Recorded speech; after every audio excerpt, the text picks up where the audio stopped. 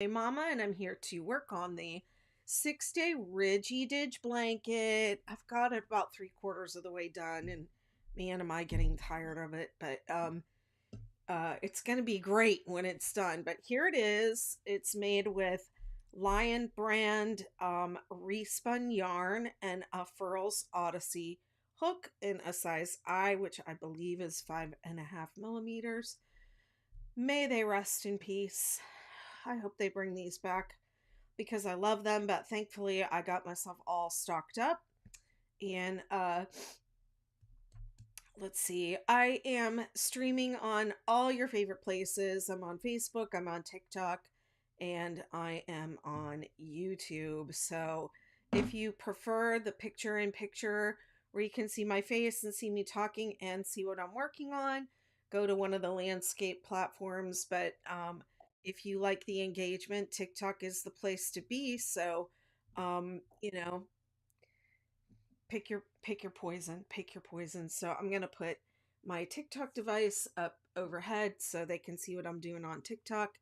And let's get started. Do, do, do.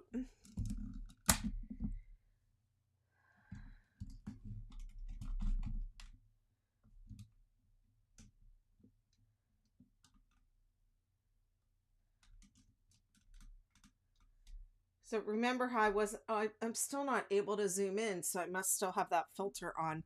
Remember how I had that filter with the sticker the one day, and then I went in there to check that, and apparently I still had that filter on. I just didn't have a sticker in place. So that's why it's not letting me zoom in and out. But anyways, I thought I fixed it, but apparently not. Apparently not. Good job, Betty. Good job. Okay. Let's put this up here without knocking anything over. And let me just check one more thing. Do.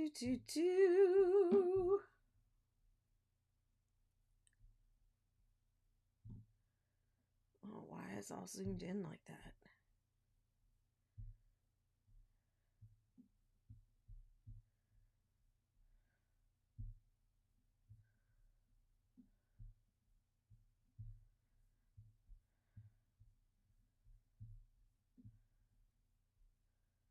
This is so weird. Why is this so zoomed in? Very strange. Zoom out. Thank you. Okay, that's better. Zoom out.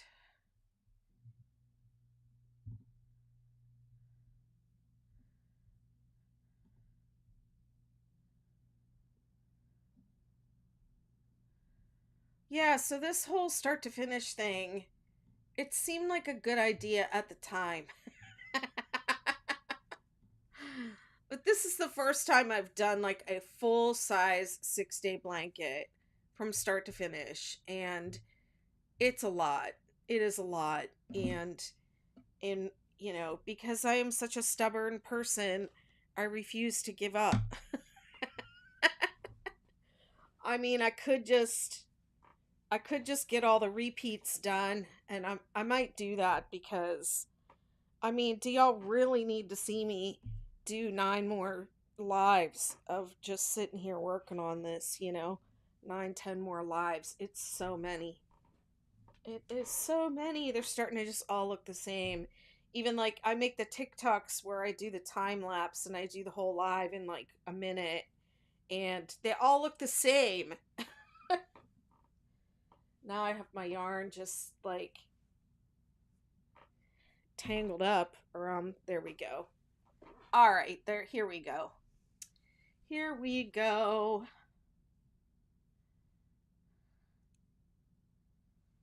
I got it all twisted. Don't get it twisted.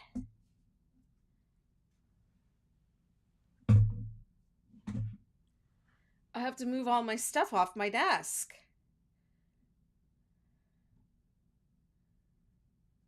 Okay. This is the other element of this blanket is this my Scented Stitches Stitch Balm in the scent Cheer. And look how much I have left.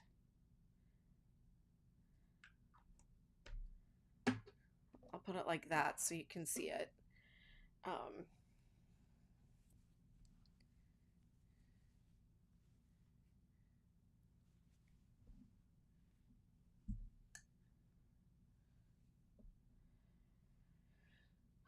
looks like I'm on row 4 and I stopped right in the middle. I must have been tired.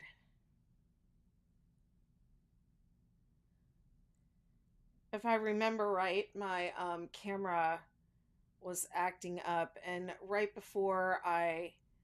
uh, right before I came on tonight, they did a they did an update. The software updated, so maybe they've addressed some of those issues. Who knows? Because it does seem like those problems that I have with my overhead camera, like they sometimes they happen and sometimes they don't. They like go back and forth.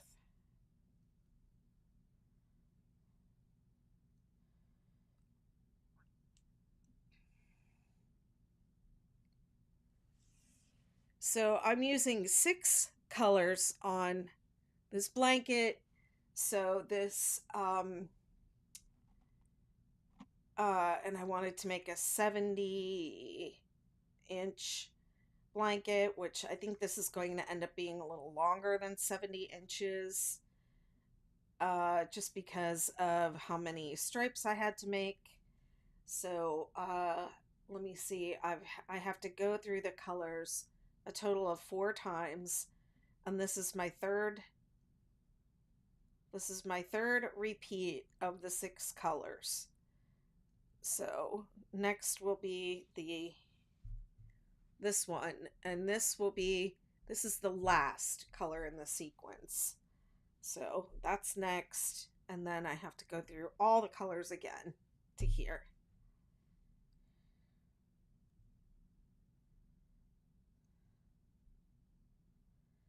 So that's why I'm saying maybe I'll just get to that point. I don't know. This is supposed to be a crochet along, but I don't think anyone's crocheting along with me right now, but in the future somebody may crochet along with me for all 20 some of these videos. Who knows? If you can stand listening to me talk for that long. Listen to my goofball stories. Hey, Kuromi lover. You're crocheting along with me? What you working on?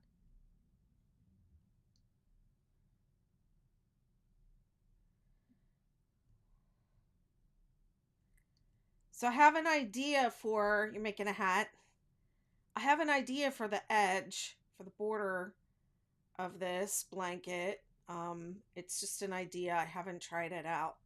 Today I um, spent a lot of time working on the 6-day Ridgy Didge star, and I did the pattern very differently than I usually do. Hey Pat, you're making a 6-day baby cocoon. Aww, how cute. Um, I have just been, you know, you the star blanket went viral again back in late October, and it's been going pretty strong ever since. I get a lot of Amy says I'm working on a poncho for Kaylin. Nice. I'm getting a lot of questions about the star blanket, and when I get the same questions about something over and over and over again, I go in and I rework the pattern and I rewrite it, because I feel like if multiple people are asking me the same question, number one, I get tired of answering it, and number two, it's probably not really clear. So I had some changes that I wanted to make to how the star blanket patterns are written. And I started making those changes when I was doing the Ridgy Didge Supernova on the lives. I kind of reworded some of them, and then I started thinking, well, all the star patterns should be reworded like this because would be so much easier to understand than how I wrote it. Okay. It's such a big undertaking to redo things. Um, there are I have PDFs available for download in a bunch of different places. You know, like they're in my Shopify store, they're on Ravelry, they're in my membership, they're on Etsy, they're some of them are on Lovecraft, some of them are at Annie's. So it's a big undertaking to update something and make sure that all the updates and the corrections make it to all the different places. I have individual patterns and then I have bundles of patterns. So it's a big undertaking, but I decided at least with the Ridgy Didge star, I could do that one correctly and I could put more progress photos in the pattern because there aren't any in it at all. There's just a couple of the, the start, the beginning rounds. So um, I don't usually include a lot of them just because they're very difficult to take. It's very time consuming. It makes the pattern take longer to write. It's, you know, basically most of y'all are making it just fine without those progress photos. So I don't like to dumb down my patterns to at all really. But I do know that progress photos are helpful. So I added a bunch of progress photos to the 6-day Ridgy Didge star, and that's what I was doing today. And I think I have a final draft of that. And so that I should be coming out with that pretty soon. I worked on that, and I've got the chaos blanket pretty much done. I think I'm going to have that tested up in some different weights of yarn, and I'll get that one going.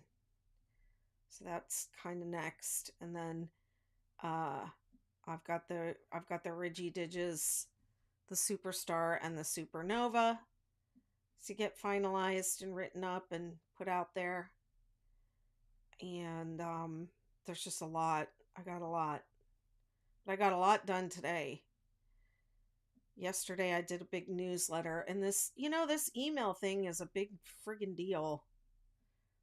I have people's emails are getting rejected from different places because if you send too many emails from Gmail now, you will they'll start getting rejected. So I've had that happening, even though I've been working on doing that whole authentication process. If you don't send emails to like a mailing list, you probably have no idea what I'm talking about.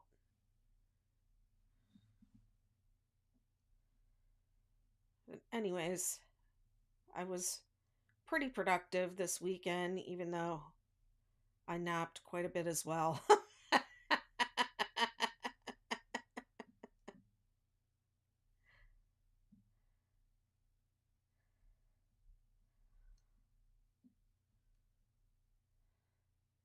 Hey, Michelle, what are you trying to say?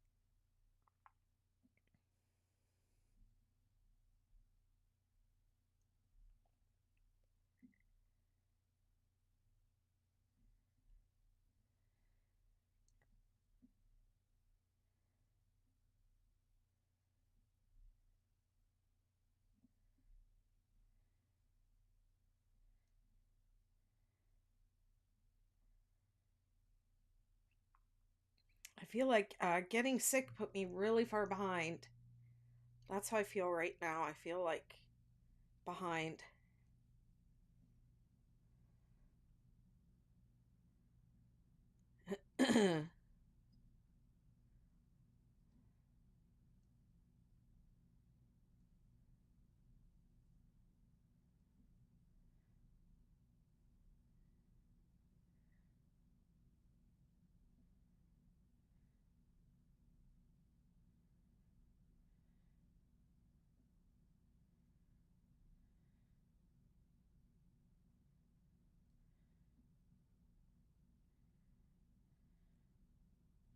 Whoops, where'd it go?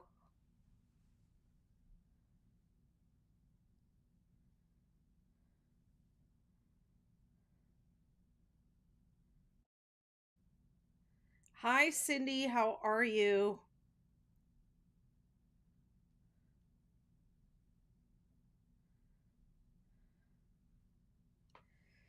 Okay, now we have to turn it over.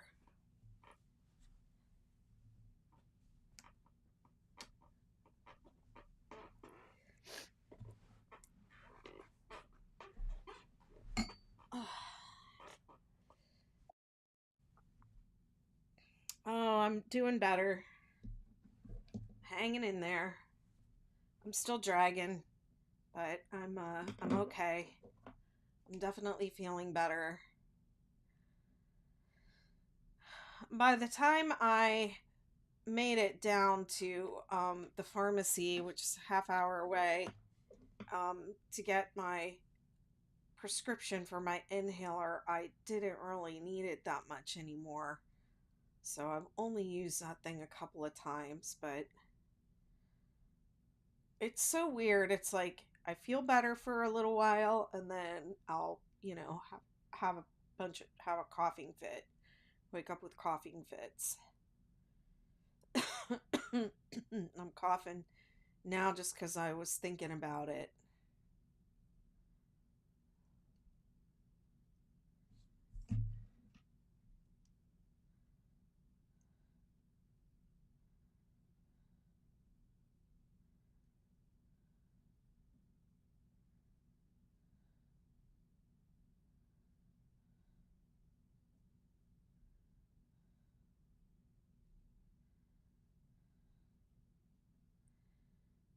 I guess there was a big snowstorm over the weekend.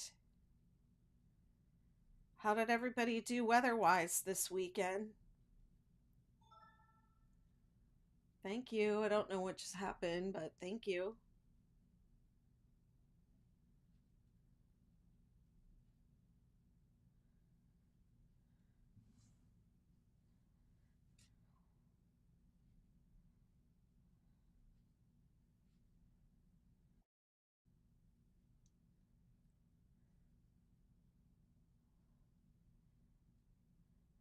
Will take some time, plus you need to get your strength back. Yes, that's true. I feel very weak. I feel very weak. And I need to get somebody in here to help me clean my house because it's just, how when you've been sick and it's just gross. And I've been running humidifiers and stuff, and it's like there's a film all over everything, and I just can't get to the bottom of getting everything wiped down. Today, yes, actually, I started this project yesterday and I finished it up today, but that was taking all the cans out of my Lazy Susan, because it's broken and it doesn't spin. So I have to leave it open all the time. And then all these crumbs and all this crap gets in there. And I just pulled, I thought some of that, because I have people come to visit me and stay for like a week because I live in a beach house. So sometimes I buy things that I don't really eat. Um, and uh, so I have a lot of cans and that. I just was at the point where I needed to go through that and pull out stuff that had expired. And to my surprise, there was not that much in there that was expired. But it definitely needed done. So I pulled out that entire cabinet, emptied it all up all the way out, wiped everything down, vacuumed inside the thing, took out the plastic liners and washed them off, and like that was like a big thing, but it was really bothering me. Um but that's done, so I feel better, but that was a 2-day project.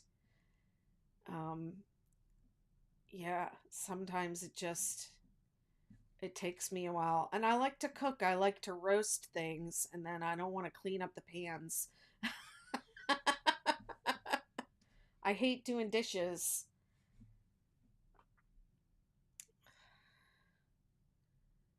Oh, somebody says, let me see what's going on over here. It was 26 yesterday in Kentucky, and by Thursday it's going to be in the 60s. Everyone's going to get sick. Really crappy driving on Friday morning, covered in snow, and I have to be at work early. Otherwise, a great weekend. Wow.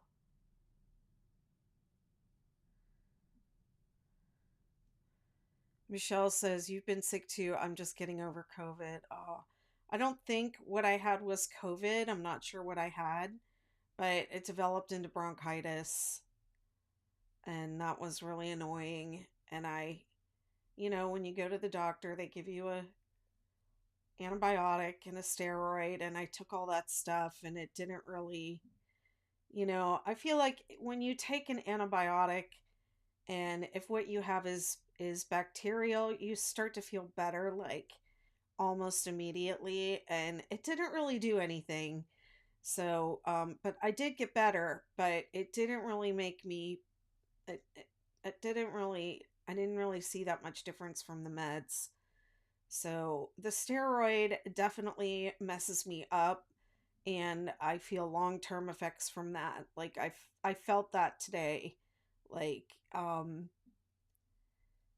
uh I'll get really lightheaded, or it will, I'll get like when I haven't eaten in a while, I'll get really shaky and stuff like that. I don't usually get like that, but those steroids kind of mess with your hormones, so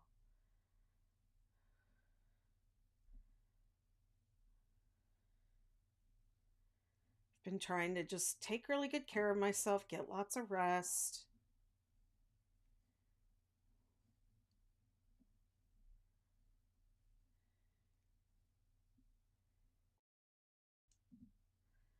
We just had flurries this weekend and cold. Okay.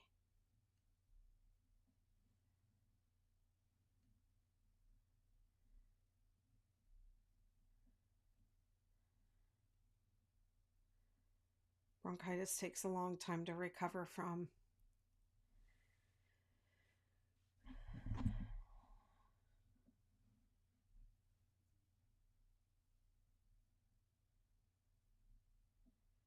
Yeah, I feel like that's true. I feel like every time I get sick, it takes longer to recover. It takes more out of me, and it takes longer to recover.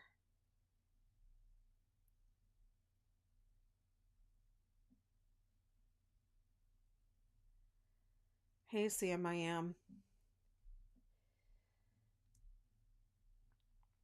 Thank you very much.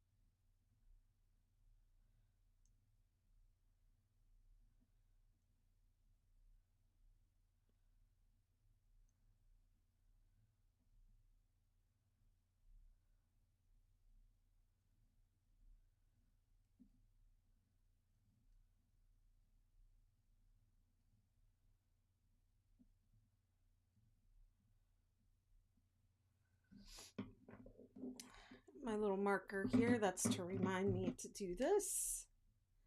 I used to get it at least once a year, take a couple of months, if not more, to. Oh my gosh.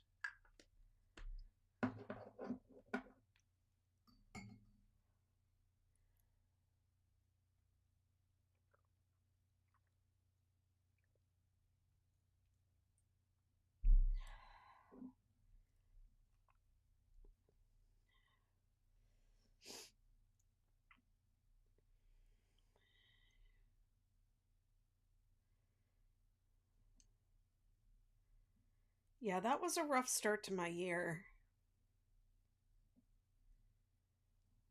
Now it's halfway through February, and I'm just like,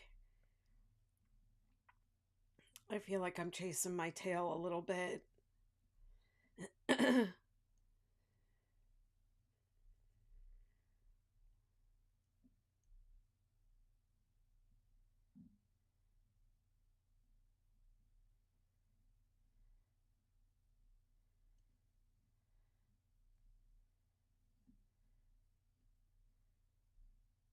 Thanks. I do feel better. I'm just still, not 100%. And like I took a short walk down to the beach yesterday, and granted it was really cold and really windy, but I was so that makes it harder to walk. And actually being out and breathing cold air, I don't think is good at all when you have bronchitis. So I really minimized my time out there, even though I just haven't been out to the beach that much because it's just been so cold. And I'm just trying, I'm trying to get better here. So I've just been like, just looking out the window at the beach, and staying in the house. But I did walk down there. I think it was yesterday, and it was really windy. It was really blowing. It was really cold, and I was just like, like just wheezing. It's scary.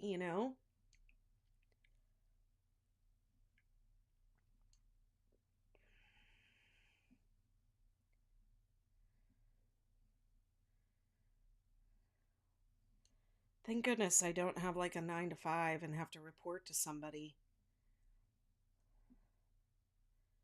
I have 24/7 crochet duties. So tomorrow, let me see, what events do I have? I have some fun events this week in my membership community. I have 3 meetings this week.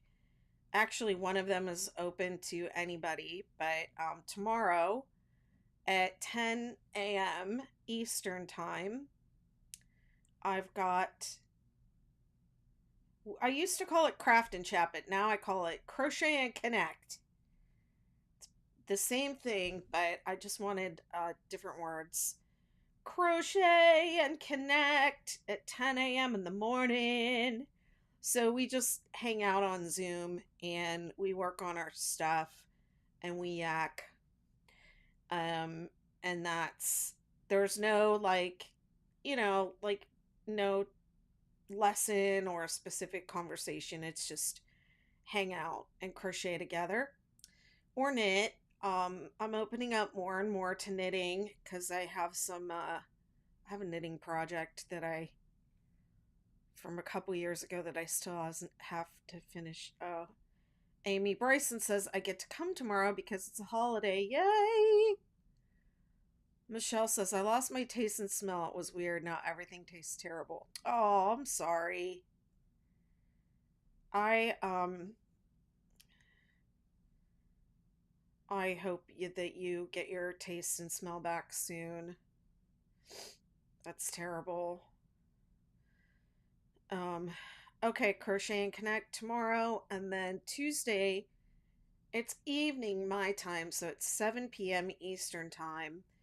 And it's a 1 hour meeting, but it's a somatic meeting where I, teach my self care, lead people through some self care skills, and I do a little a little, like group coaching session, and we talk about hand care and body care and mindfulness and uh, um, intentionality.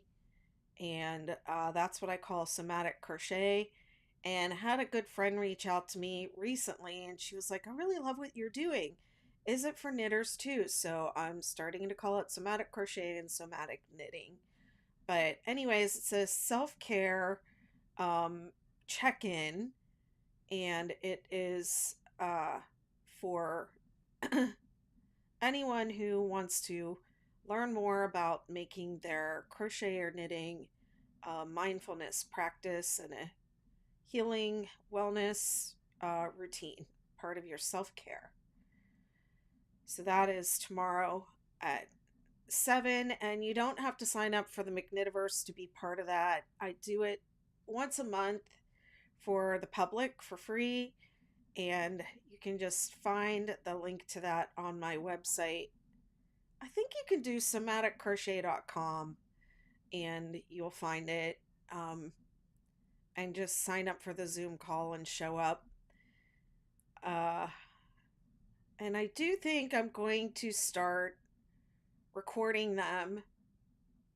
Hey, Sophie, just started the 6-day superstar blanket. Wonderful.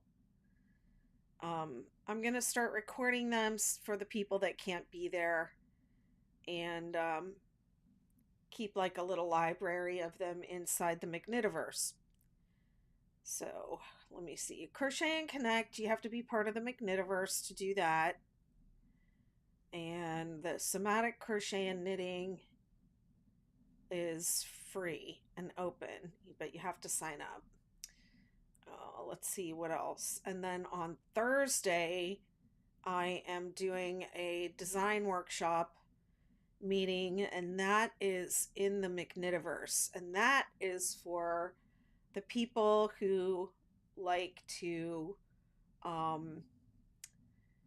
talk about what I'm working on and what I'm doing next, and they like to try out the new stuff before it's really officially ready. And they like to chime in and give me ideas, and it's like my advisory panel when I'm making something new. Hi, Abby. I love your Star Blanket YouTube videos. Oh my goodness. My videos are terrible. I'm really trying to improve my YouTube channel.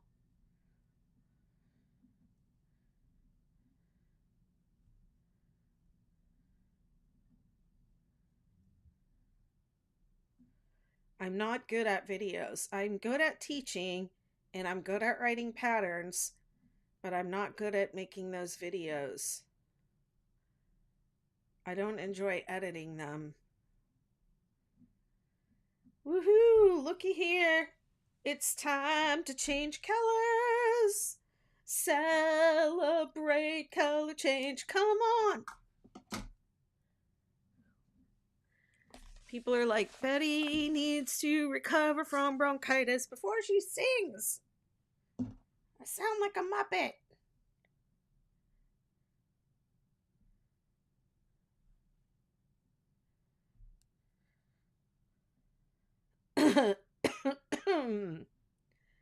So now I'm on row 5. This is the Ridgy Didge row.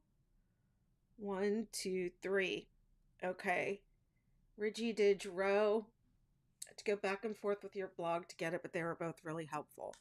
I try to tell people don't try to do it just from the video, but I'm going to make videos that are just, in fact, I started working on them and I haven't edited them yet, but I'm going to make videos for the people that don't want to look at the pattern. I've been resisting doing it because it's really hard. It's really hard and it's really time consuming, and I just get annoyed. I'm like, there's a pattern, just read that. But I get that some people just don't want to read the pattern, they just want the video. So I'm going to try and make better videos that can kind of stand alone, because I get a lot of negativity over there on YouTube. And I know that there are other creators that make much better videos than I do, but I'm not them. But yeah, those videos that are posted there are not meant for you to make the entire thing without having to go back and forth to the blog.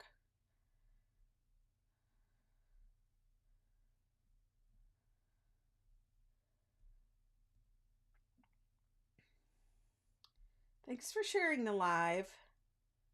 You hope my knees are feeling better.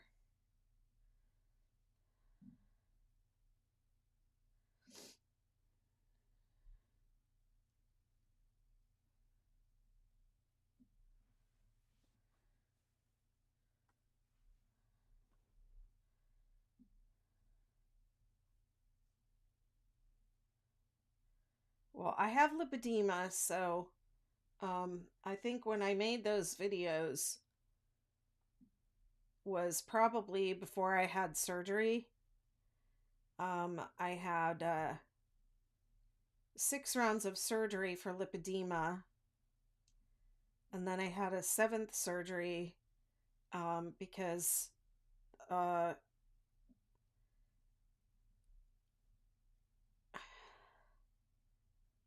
lipedema will start to grow in the places that aren't treated. So I had to have a 7th surgery. I'm supposed to have one more on my back, but I haven't been feeling great this year, so I postponed that. I was supposed to do that in September, and I didn't do it. I put it off, and I probably should have gone and done it when I had the chance, because now I've been sick. But yeah, I have one more round of surgery to go. So my knees are still pretty bad, but my I had all that surgery, so my lipedema is better now. But unfortunately, the surgery is just a reset. There's no cure for it, but it's a reset for your body, and it did really help. I'm not in nearly as much pain as I was when I made those videos, but it's still like really not good for me to sit uh in a chair for hours at a time. It's not good for anyone, but even just to sit on here for a couple of hours and crochet live can be really hard on my legs. So I get a lot of swelling in my legs, and I it's not as bad as it used to be. It's much better now. But yeah, so I have a pneumatic pump that I sleep in that pumps the lymphatic fluid out of my legs, and it's a lot of self-care.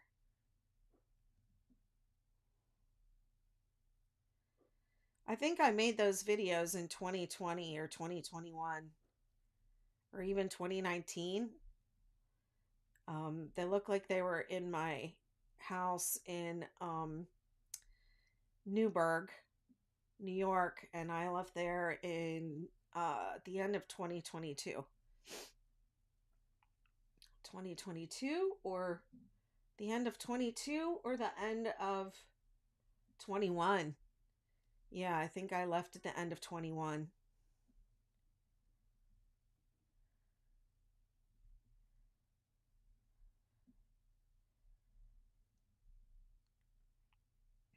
But I am doing better. Thank you very much. Thank you. No, I raised money to do my surgery and everything. I raised money. I raised like $9,000 to get the first one done. And then after that, I had enough that came back from my insurance that I was able to use the insurance when it came back to do the next surgery. So I was able to get through all those surgeries. I think I had to take a personal loan at one point to do one of them. Hi, Hessa. And I went through a big thing with my insurance company where they wanted money back that they had paid me, like $12,000. They said, we shouldn't have given you that money, give it back. And I never got it back. And I ended up, I didn't give it back, but they ended up withholding a further reimbursement that they owed me. And they paid themselves back that way. They said there was a check in the mail, but there was no check. And then I fought with them for months, reissue the check, reissue the check. And they said they would, but then it wouldn't come. They would cancel it. And they kept sending me these really scary letters. Because I was married to a naval officer for over 20 years, so my health insurance comes from the military, but I have to pay for it, but it comes from the military. Okay, and so the letters are very scary from the government, like you owe this much money, and um I kept, trying to get different people, like going over people's heads, and I called my representatives, my government representatives in the Senate and the Congress and asked them for help. Um and at the end of the day, I ended up, you know, where they kept that money that they owed me, and they paid off the debt that they had created for me, and so it zeroed out. But according, really they owed me $15,000, but the scary letters stopped coming, and I finally just said, you know what, they can have that. They can have that money. I've never said you can have that money for that amount of money before. Like I've, like, you know, $300-400, $700 squabbling over something of that nature to me is not worth it. But I've never been to that point. Over $15,000 was a lot of money. But I eventually just said enough is enough, and I let it go. And that freed up a lot of my energy when I did that. Oof.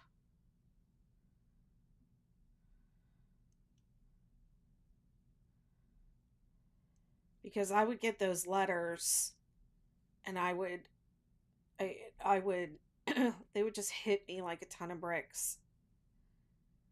I'm from the UK, and I've got the only downside is waiting times. Yeah. Well, when I'm ready to have that other surgery, I can have it whenever I want, pretty much. I just have to call them and make an appointment, but I have to self pay.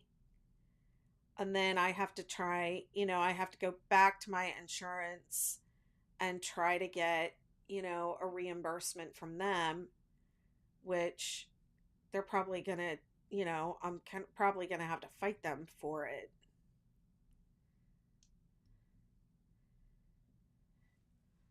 So I only have this one left, and then I'm probably going to have to go back every couple years for little touch ups, because, like, I had my whole legs done, but when they did my legs, they went from the ankle to above my knee, and then on the next one they went from above the knee, and they kept going up, and something happened in that little, like, woo! Oh my gosh, I have no idea what just happened, but that was really loud, and that was really fun.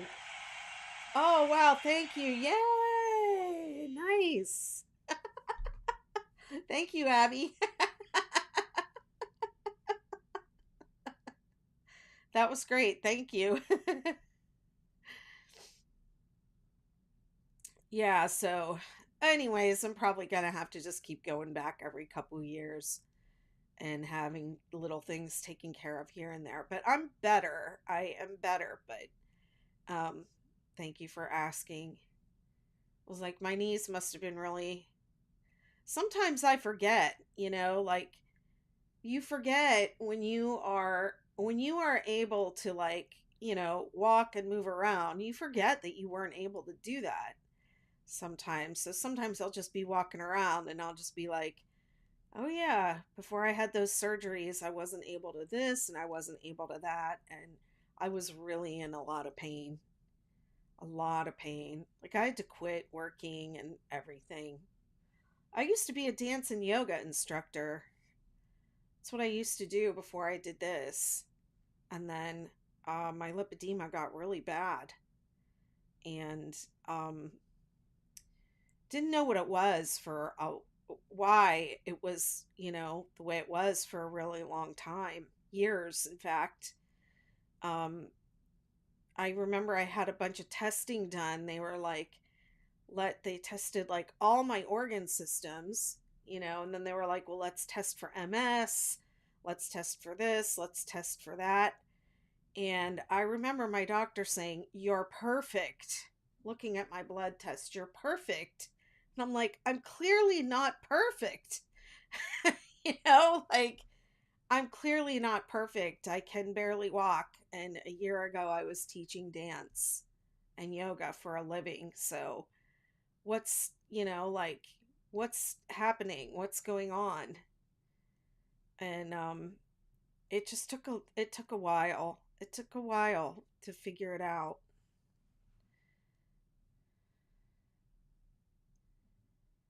But I'm better now.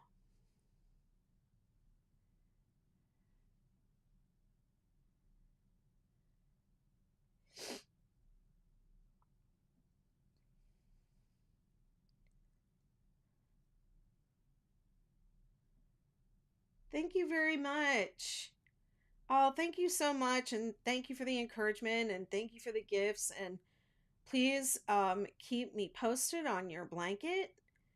And if you need any help whatsoever, either join my Facebook group or just reach out to me on TikTok, or through one of the social media channels. Send me a photo of your work if you get stuck or get confused. Send me the photo and I'll take a look and I'll help you figure it out.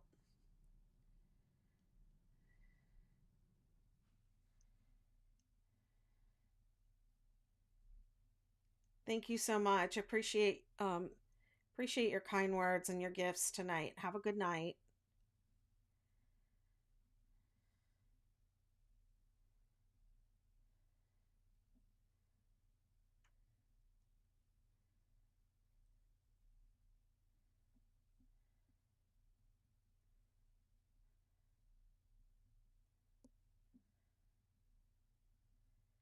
I have the best followers. Y'all are the best. Sincerely. Hi, Midnight.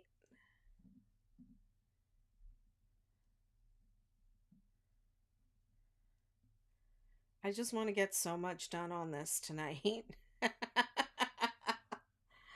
I want to get so much done. I want to get this blanket done. I don't want to be working on this shit anymore. Sorry. I try not to swear on my channels too much. But if you come on into my membership community, you'll hear me say all the bad words. Sometimes I get real colorful if I get mad about something.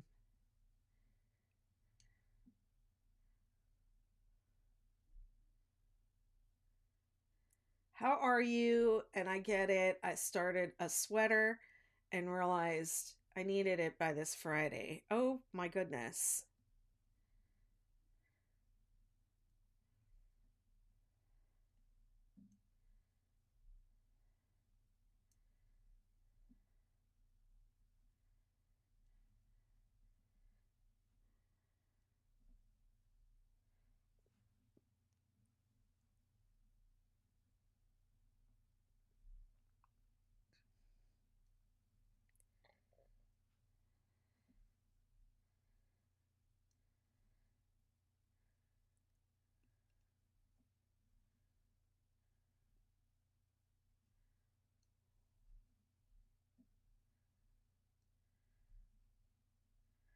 kind of sweater are you making?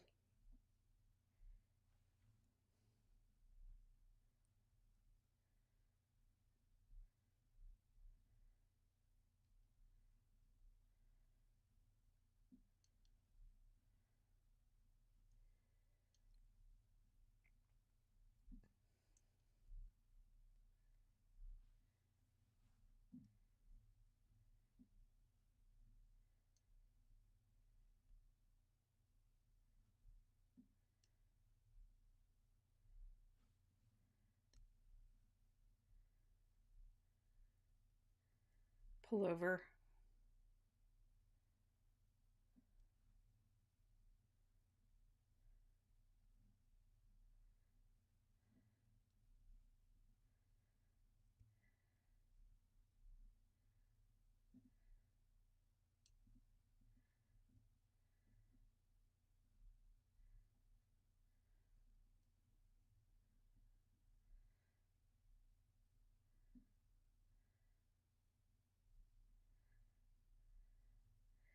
You've heard that joke about the lady who was knitting while she was driving, right?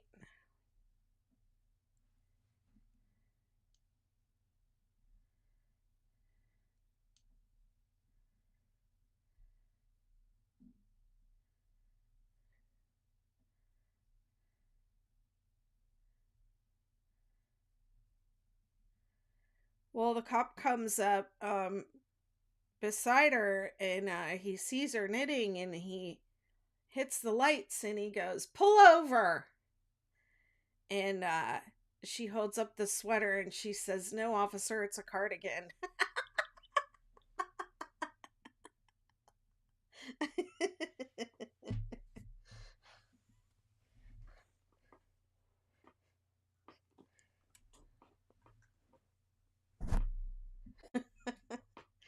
That's the oldest one in the book, as they say.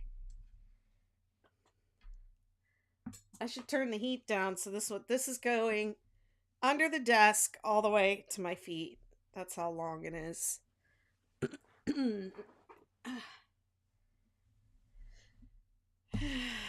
Thank you so much, Jeannie Lynn.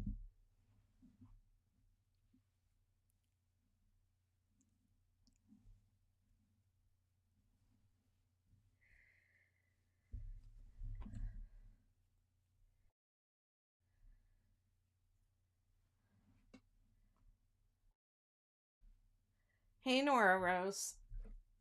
Hey, Moo Moo.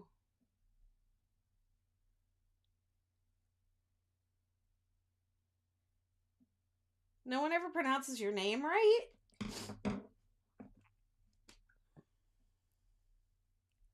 Is there some other way to spell Jeannie?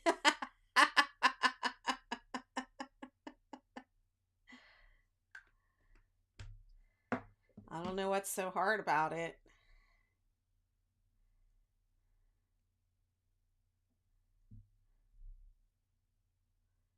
Jeanne, come on. Well, I get it because my son's name is Teague. Teague. And when he was a baby, somebody um, thought that I said his name was Teeth. She was like, "Teeth? You named your kid Teeth?" And my husband at the time was like, "Yeah, we wanted him to be a dentist." And then people would people, and this was like just when he was a baby, a newborn baby, they would call on the phone and they would say, the telemarketers would call and say, "Is Tiagu there?" And I'm like, "Come on, Tiagu, like, the heck, are you kidding?" Yeah, I had my kids' names put on my arm. Teague and Maya.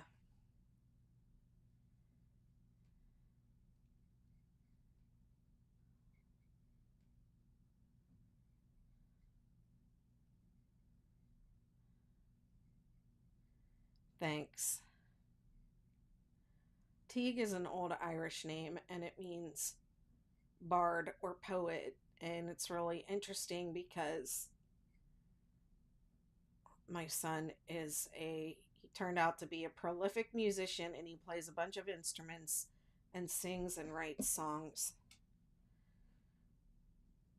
And then my daughter, we gave her the name Maya because it was in a baby book in a list of artistic power names, and she is an artist.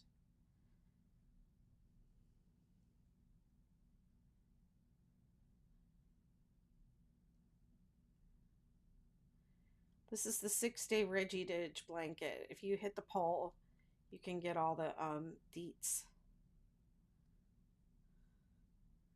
All the deets are in the poll. Thank you.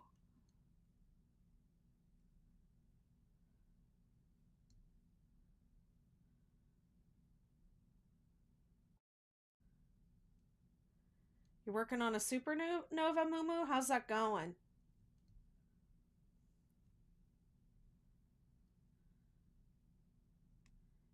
It's probably my most challenging pattern.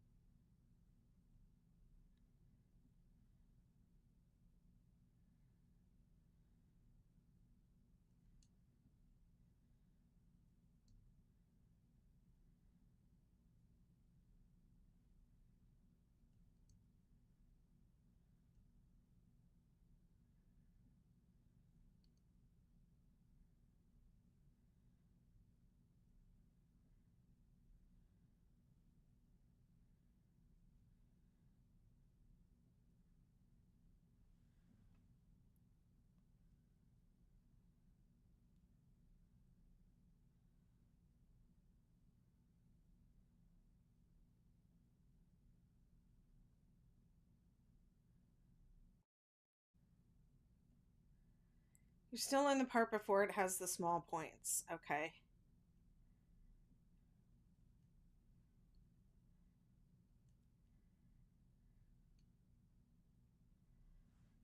Well, I don't know if you're part of my Facebook group, but if you find yourself struggling with that pattern, just reach out.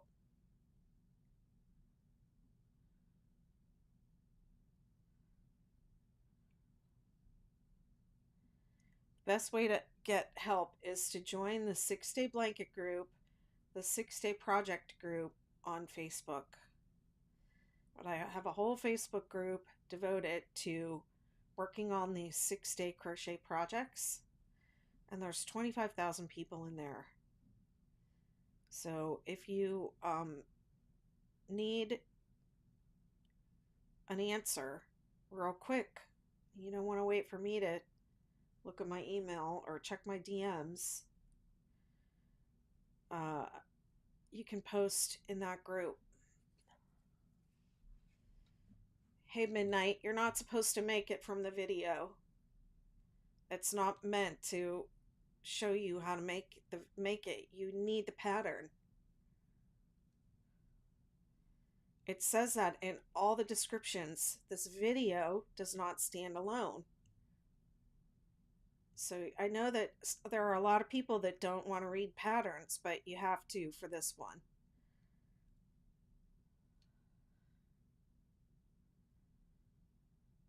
There are also a lot of people who said they learned how to read patterns by following along with, taking my pattern and using the videos that I make. So the 6-day star blanket is not difficult. All it has is chains, single crochet, and double crochet. When you will have difficulty is when you don't want to listen or follow the instructions. So the instructions are, don't do it just from the video. Get the pattern, read through the pattern, and use the video to help you get unstuck. Or come into my Facebook group and ask questions there. Or even people have made TikToks and tagged me and asked me a question, and I've helped them. I am the most available designer on the entire internet, and I know that for a fact. So I don't want to hear anybody complain.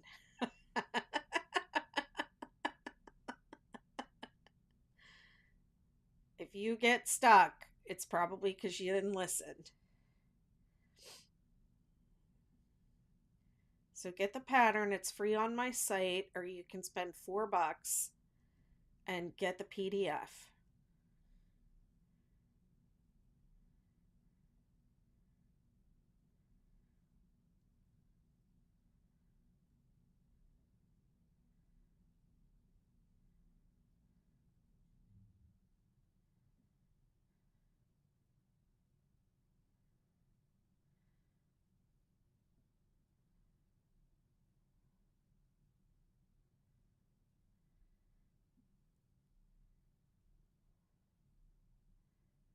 Not only that, but those videos are so old.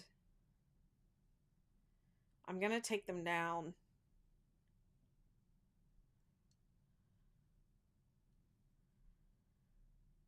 Because it's really actually kind of driving me crazy how many people are commenting over there. And y'all don't see all the comments because I remove them. But there's a lot of rude comments.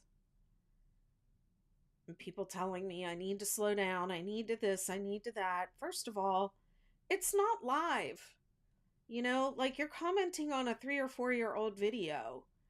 I can't redo it. I can't stop and rewind and redo it. It's 3 years old. So I just really don't understand the commenters who come in and say, you need to slow down, you need to stop talking, you need to do this, you need to do that. Like, it's over. It already happened. This is the past.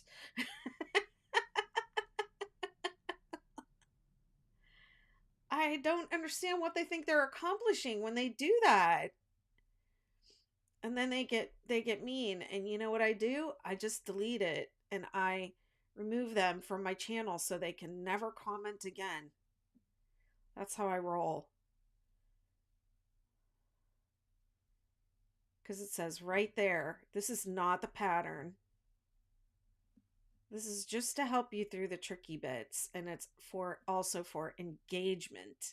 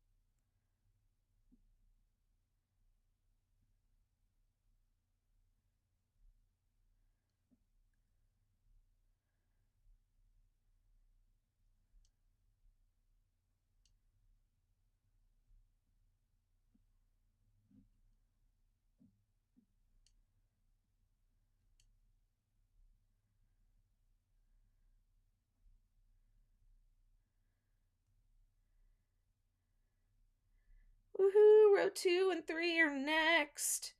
You know, the great thing about row 2 and 3 is how fast you can do them.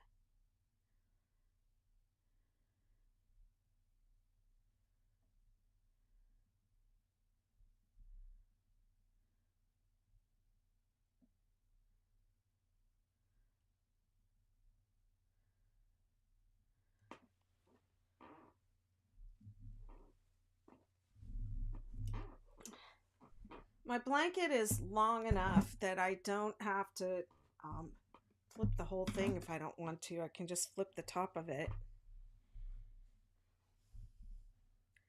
Just a little bit hard to do on this when sitting at a table. But if I was sitting on my couch or sitting on my chair, I would just flip the top part.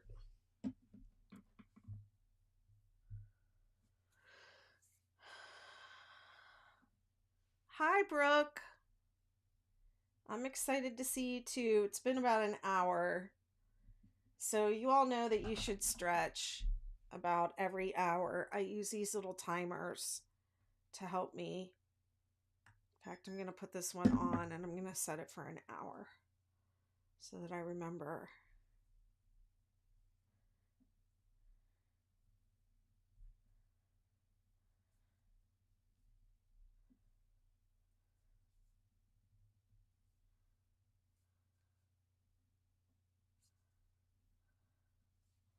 Thank you so much, my dear.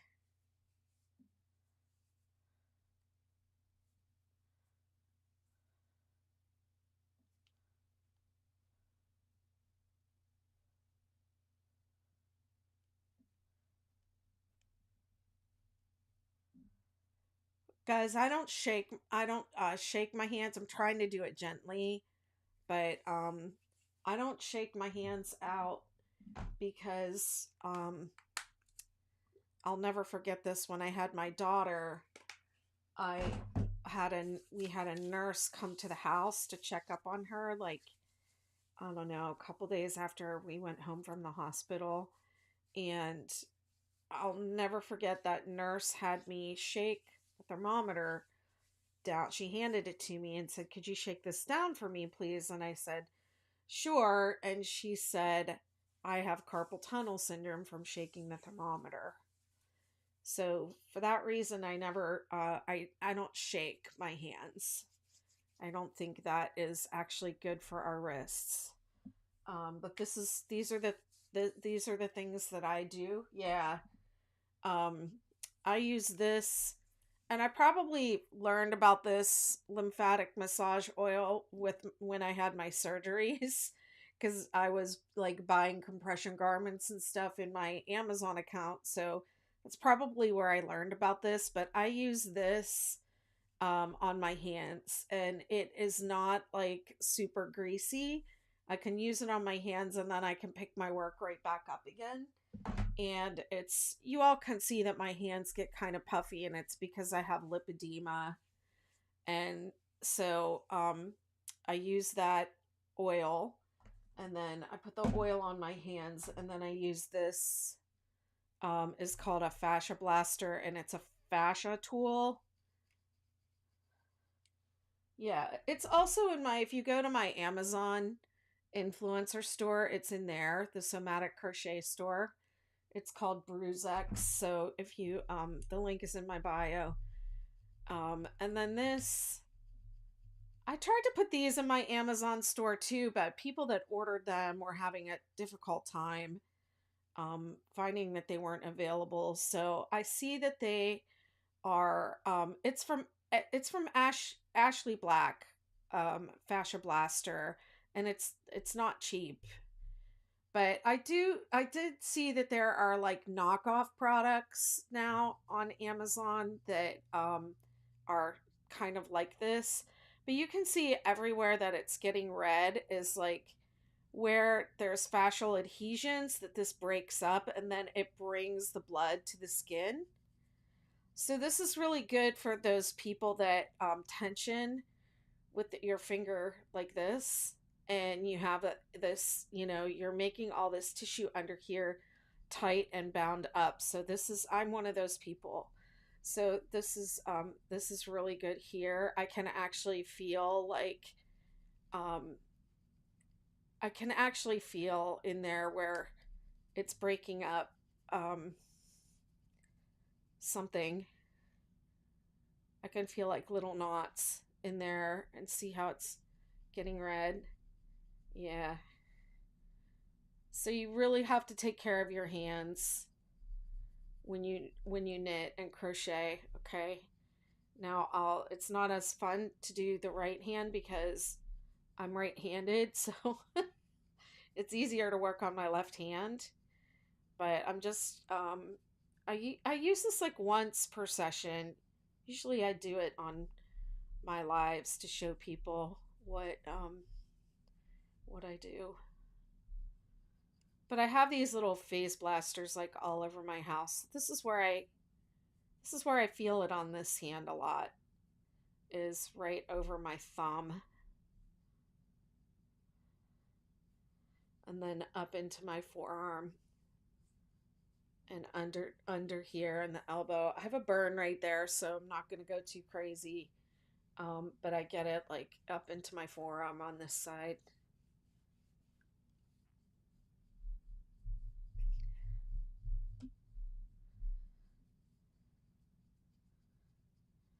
And I do not recommend, or well, I shouldn't probably say recommend, but it's true. I don't recommend compression gloves. And when I see people throwing on compression gloves because their wrists hurt or their hands hurt, then I always kind of cringe, because if you're hurting, putting a compression glove is not going to fix it, and you you need to stop crocheting, and you need to repair whatever habit is causing the pain.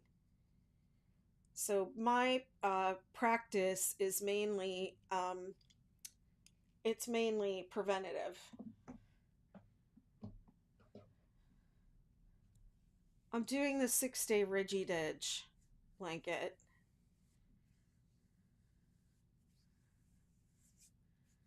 Okay, and then a little lymphatic drainage massage. Your lymphatics go up and they drain up here.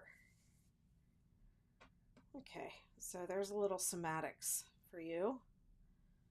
Let's see, row 2.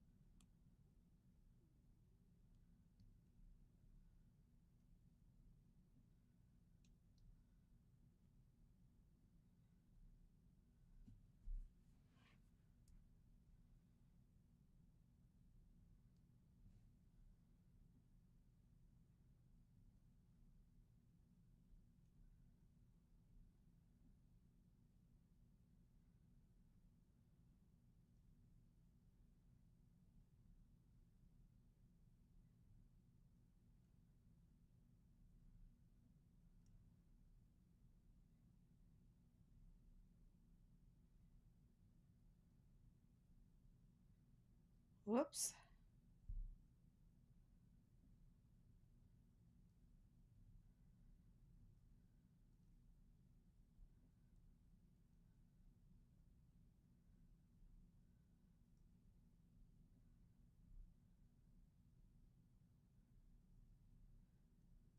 Hi, Tyler. Thanks for sharing the live.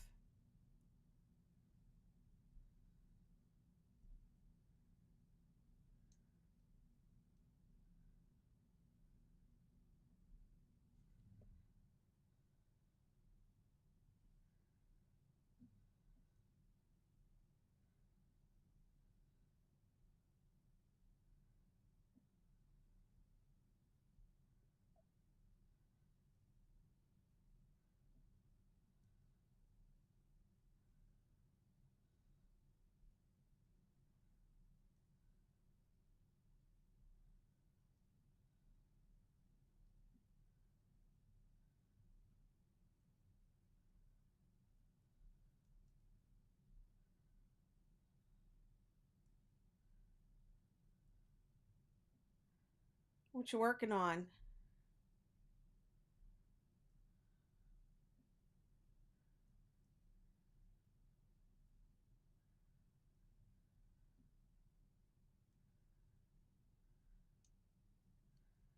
Easy does it DK shawl. Okay. After my sweater, I'm going to do the 6-day kid blanket. It's on my to-do list.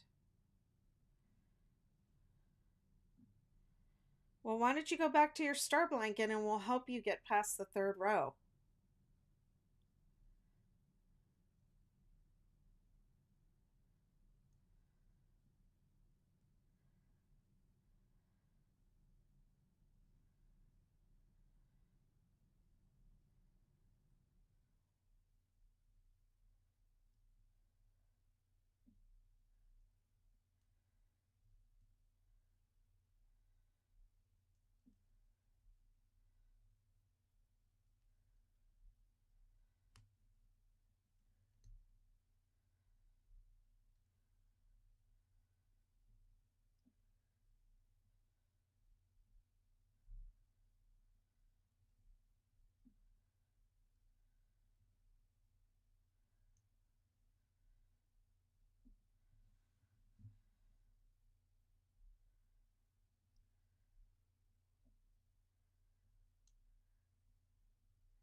Yeah, we'll help you.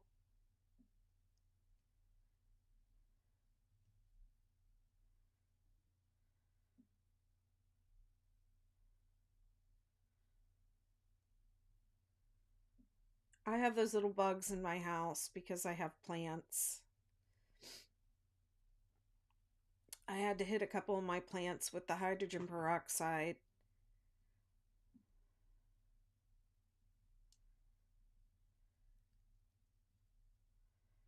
They had a lot of bugs coming out of them.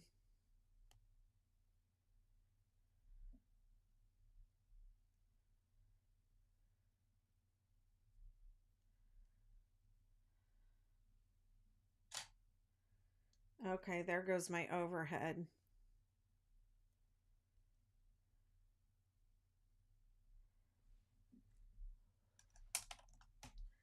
Usually when my overhead dies is when I do my exercises.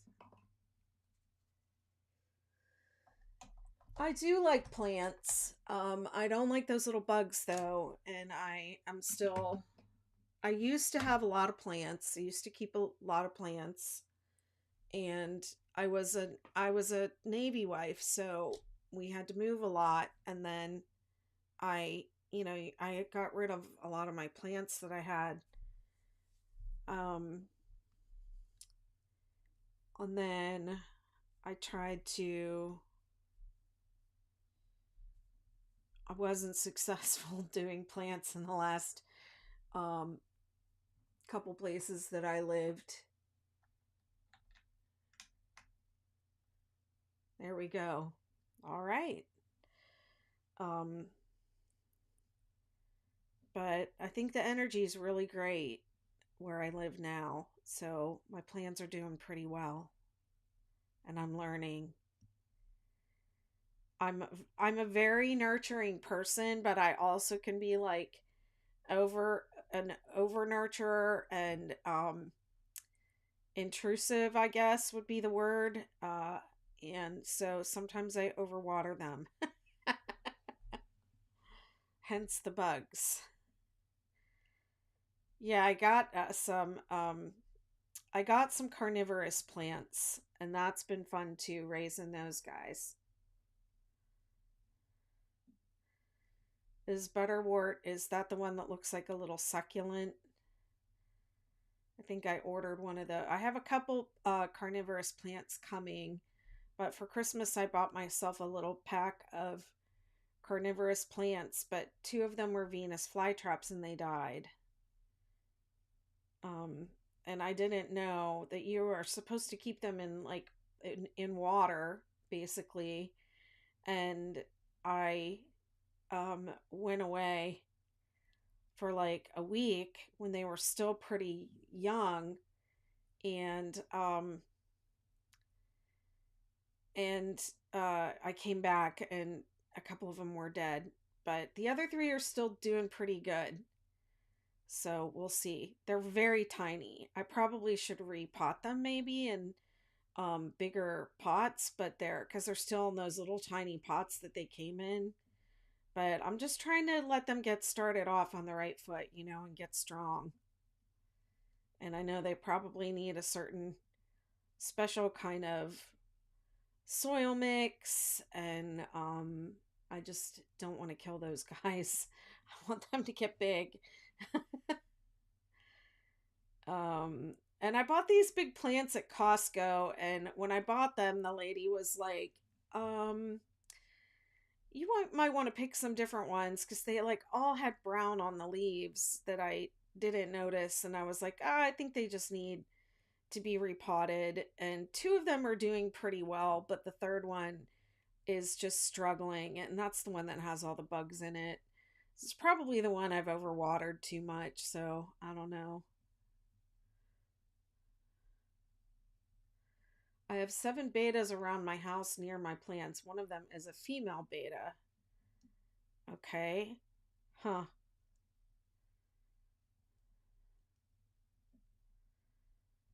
I have a lot of those sticky things too that catch the bugs and the catchy thing that draws them in at night. So I've been leaving the lights off because I had been leaving the lights on at night, like leaving on a like a night light, but I've been turning everything off when I go to bed. So they don't, just like hang around the stove where I cook my food. Then I go over there and there's like all these bugs because that's the only light on at night.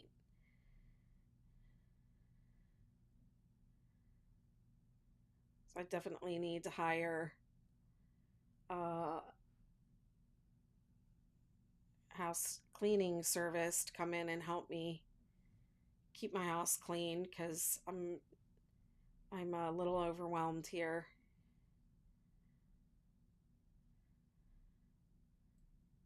I have cathedral ceilings too, and it's like I can just see the dust up there, and I'm like, how am I going to get up there and clean that?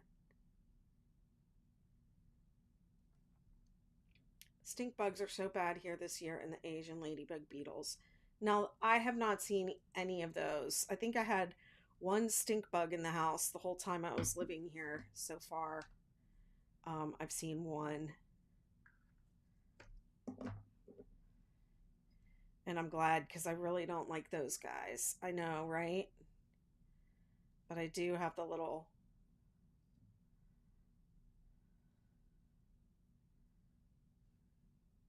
I have a yard service too that comes and sprays around for bugs, so it's not that bad. My house is up on pylons, so I don't get a lot of pests up here.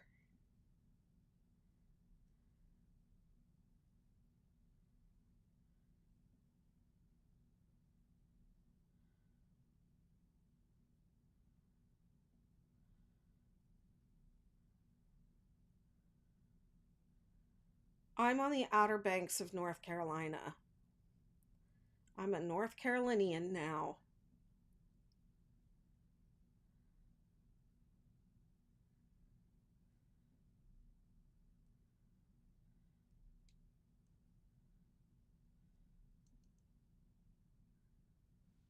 Oh, nice.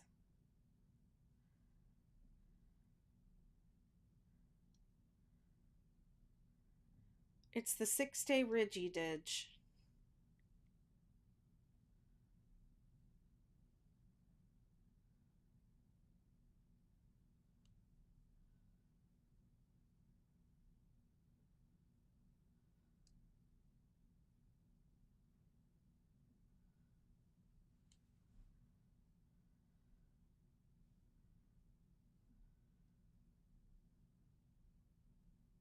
Six-day Ridgy Didge.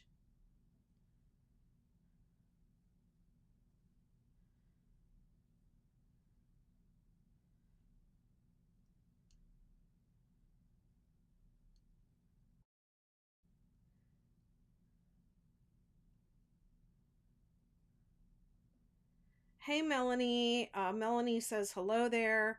I just got home from work. Welcome home. A little late to the party. That's okay. Just wanted to know, did you make a swatch video for this blanket? Yes, I did. I do think I have to revisit my swatch video and talk a little bit more about how I measured and how I determined how many stripes I needed for the blanket.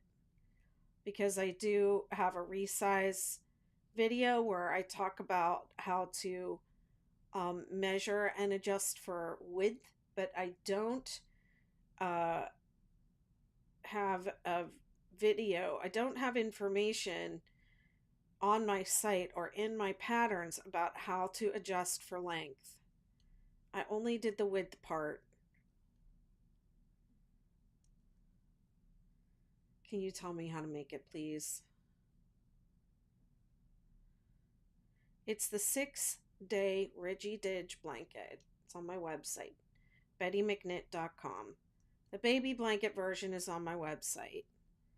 I would say go over there and take a look around and get to know, me and my work and what I do.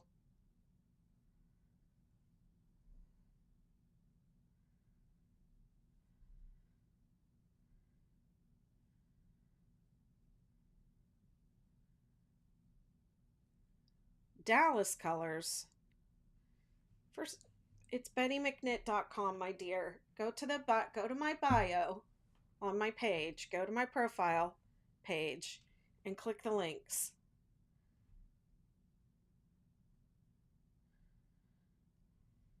So first of all, the colors on TikTok are not accurate. So I don't know what Dallas's colors are, but I thought they were blue and white, or blue and silver.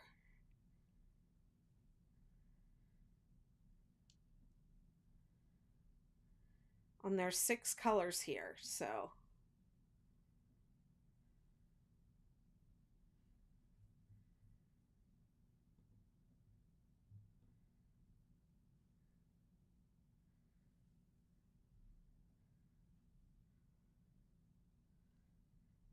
hi from Maryland. I did a king size blanket and okay, all right. I see your comments now.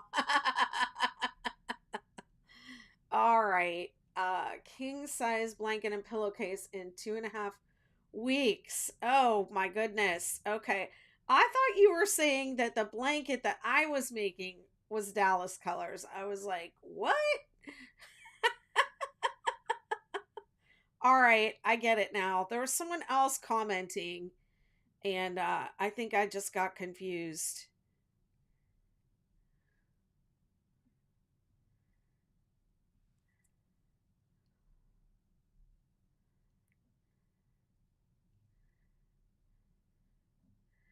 Yeah, Melanie, if you go back and watch the videos from the beginning, I talk about it a lot. I just need to make an instructional video, but you'll see me kind of go through and work it out. But it's not really instructional like here's how you do it. You can do it, but it it will be helpful. And all that information is going to be in the pattern once I do it. So once I get the whole thing written up, which I'm getting close. I got to work out an edge to figure out an edge.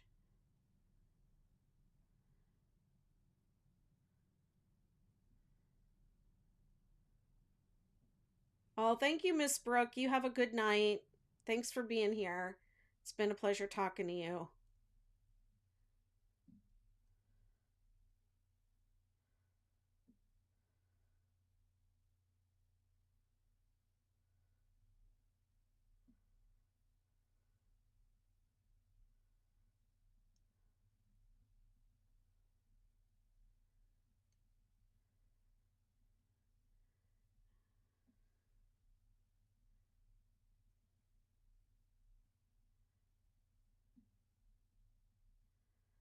I mean, I can't make any promises about timeline, but I have lots of other patterns.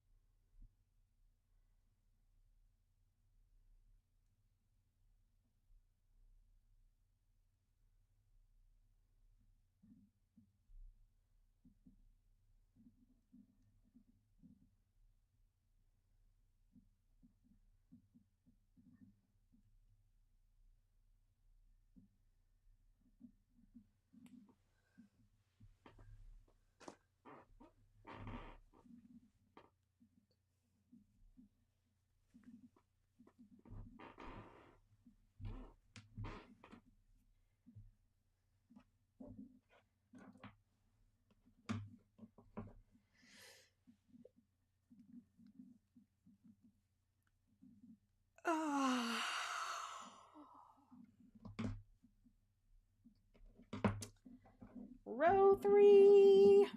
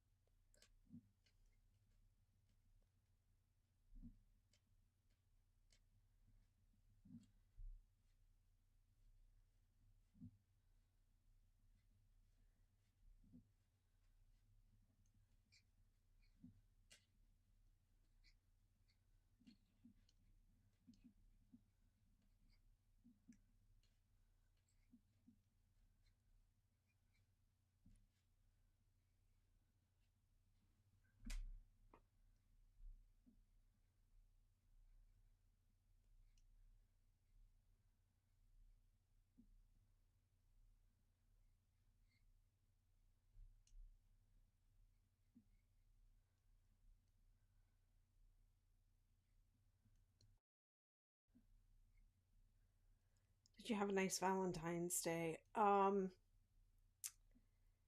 Yes, I went to Virginia Beach and I got my hair cut, got my nails did, and got a nice pedicure and did a little shopping, got myself a burger, nice burger, and came home.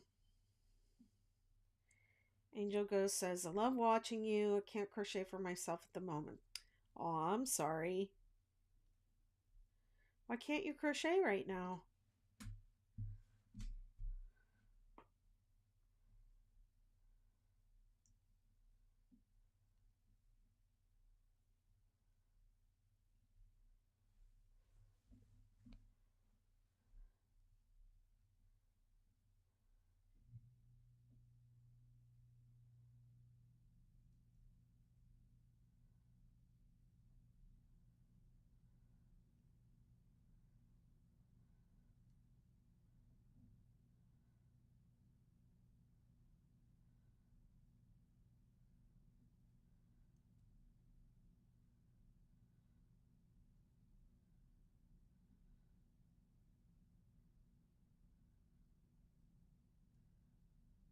Oh, I'm so sorry to hear that.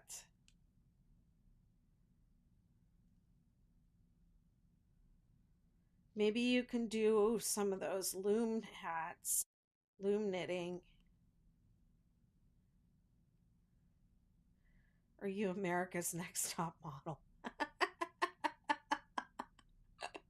Oh, sounds like you're taking care of yourself. Well, I live on the Outer Banks of North Carolina, so during the summer months, this place is hopping, and during the winter, there's about six of us out here. And I have just found for my own mental health that it's good for me to leave the island, have a reason to leave the house and leave this area every couple of weeks and, you know, be in, I call it the land of the living.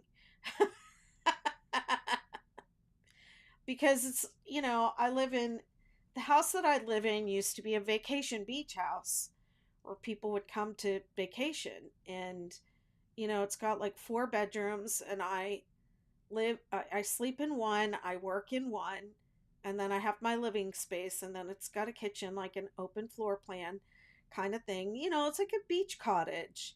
So I have everything I need right here. And I love my little life, and I'm right by the beach, and I can go out there and walk every day and see the dolphins. And I moved here in an act of radical self-care.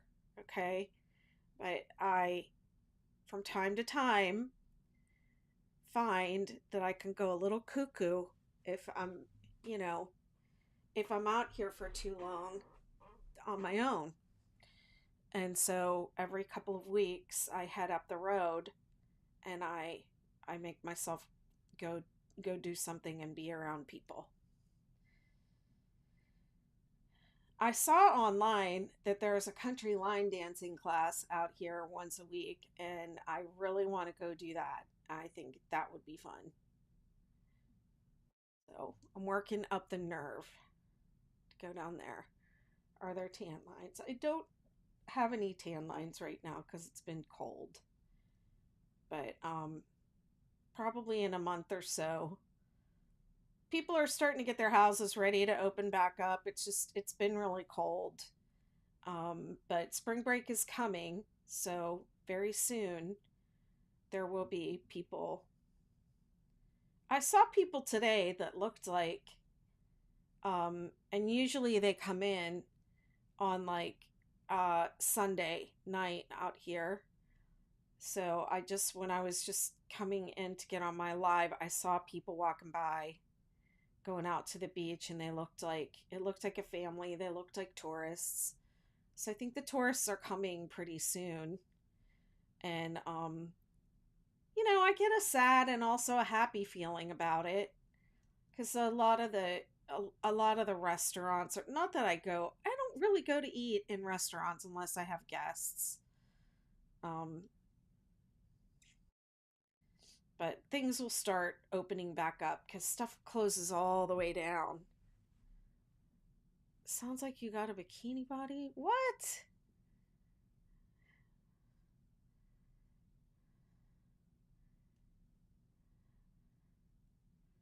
I live on the Outer Banks of North Carolina.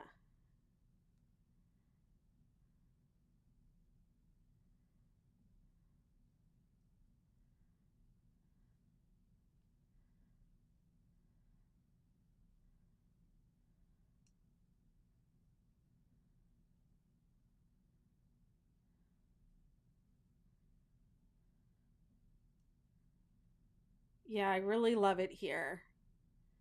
And a couple years ago, I came down here with my daughter.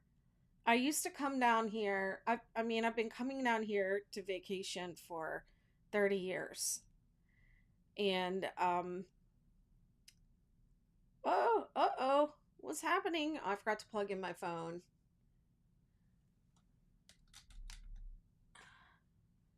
Sorry, I forgot to plug in my phone.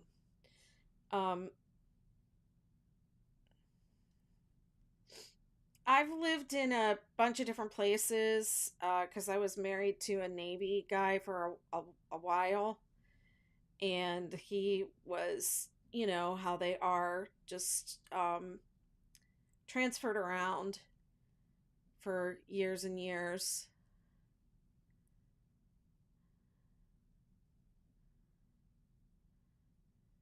Yeah, if you've never been here, you should definitely come and see it. It's really beautiful. But when I first got married back in the early 90s, um, my now ex husband was stationed in Norfolk. So we started out in Norfolk, and that's when I started coming down here. And I had my whole family coming down here. Like my sister comes, you know, started coming down to vacation, and I've been coming down here ever since, just to you know, relax, recharge. The beaches are beautiful, they're not crowded. You come down and you rent like a whole house to stay in, and it's just really really nice. It's unlike um anywhere else.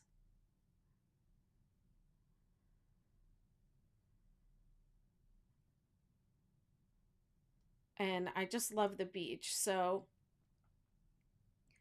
I will come down here to recharge my life and at different times. And I was down here with my daughter in March of 2021, and I hadn't been here in a few years. And she was going through something at the time, and I said, let's go to the Outer Banks for a few days and just hang out down there for a couple days and just you know, relax. Let's just go down there and do nothing for a couple days. And she said, okay. And we came down here, and I was living in New York at the time, and I was starting to get the feeling like New York is not really the place for me. I don't really want to stay here. Maybe I'll go back to Hawaii. You know, I was having all these thoughts, and I came down here with my daughter, and we were walking on the beach, and I said to my daughter, I feel happy here. And that's like when I knew that this was, you know, I was like, I could just move down here. There's no reason for me not to move somewhere where I feel happy, you know? So that's what I did.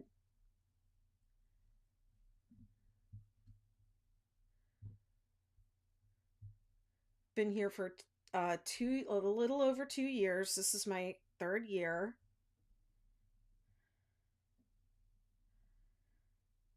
This is my third winter here. I moved down here in October. So I went right into winter, and this was my third winter here.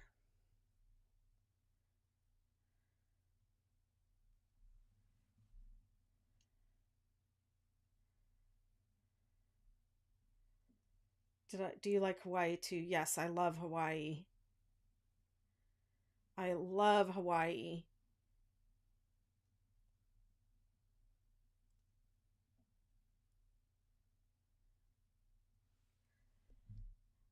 I think I'll probably end up there. Um,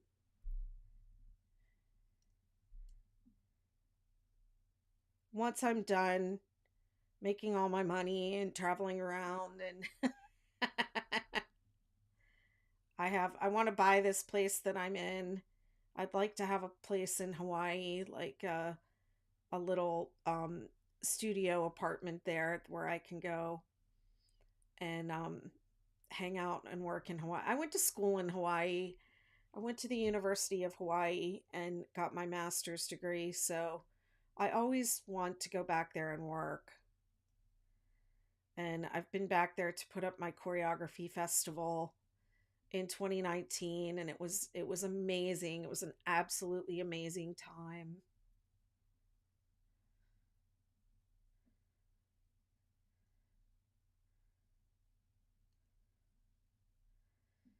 I lived in Aiea on the island of Oahu.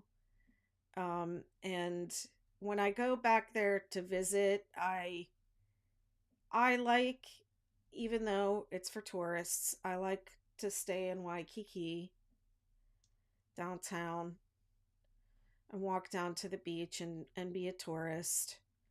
Because I really was, even though I went to the University of Hawaii and I learned hula from a real kumu, and I learned about the culture and I learned about the people, I still don't consider myself, someone who belongs there. I'm still more of a tourist than anything else, but I think I'm a very respectful tourist. But the people in Hawaii have been asking for people to stop going to their island, and there's been a lot of damage done to their island, and so that's one of the reasons why I did not move back there and I came here instead.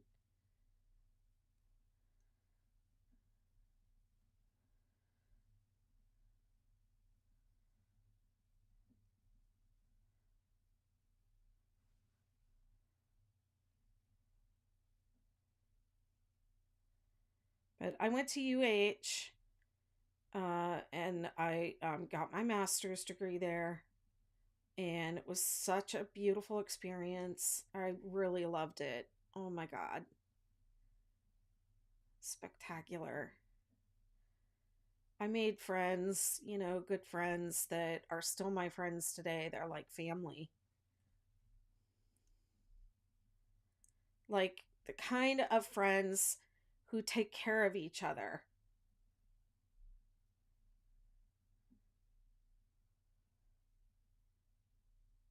Those are the kinds of friends I made in Hawaii.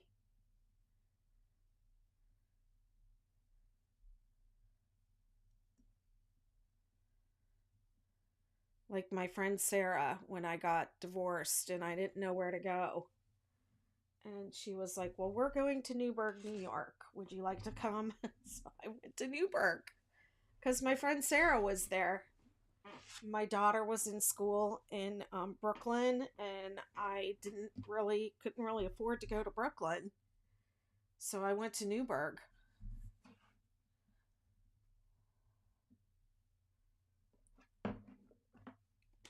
and I was there for 5 years. I have had some awesome experiences. That's why, like the guy that I married wasn't so great, but his career allowed me to have all these adventures that I always wanted to have. And it was, his income was really stable. So I could focus on taking care of the kids and maximizing the experiences that we had and like giving them. It was really important to me that my kids had some stability in their lives with all that moving around. So I didn't want them to like go to a bunch of different schools, and have to be the new kid and make all those adjustments. So I homeschooled them until they got, adjusted. I have two kids. My son just turned 30 and my daughter is 28. I had my kids kind of young.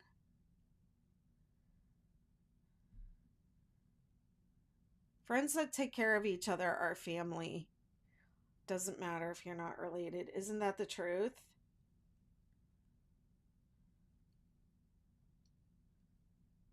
I do adore them. They're my world. They're everything to me. And they're on their own now, which is really hard for me, actually.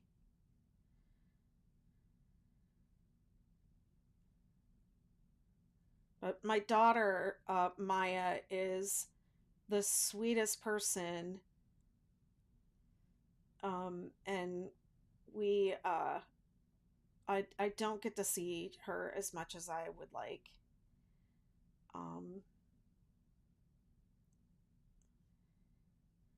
but when we are together, we have a really lovely time. She always wants me to cook for her,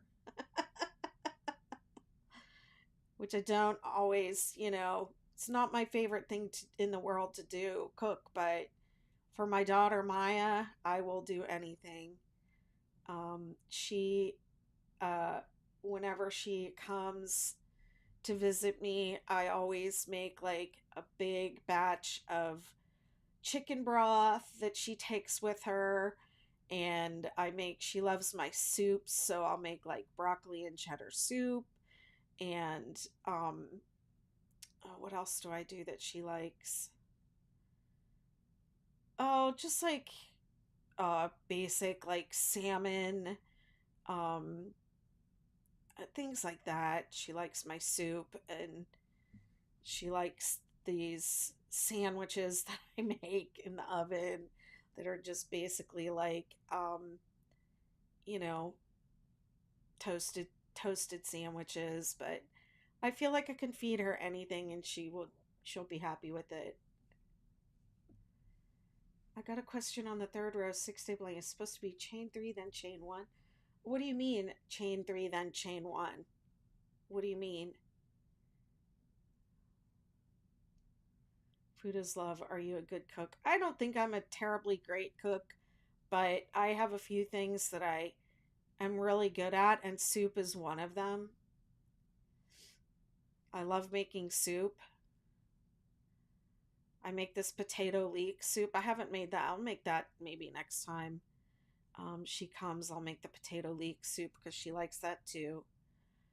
But yeah, I'll just like save all my bones in the freezer, and then when she comes, I'll just like put them all on cook them all down and put that in jars and send her home with it, and she'll go home um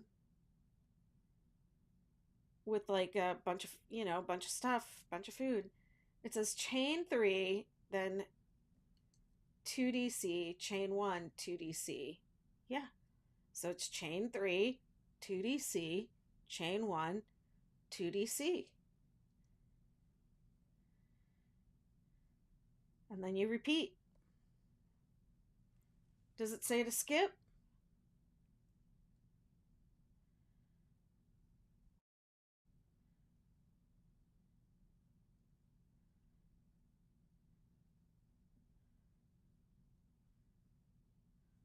I make soup all year in my crock pot.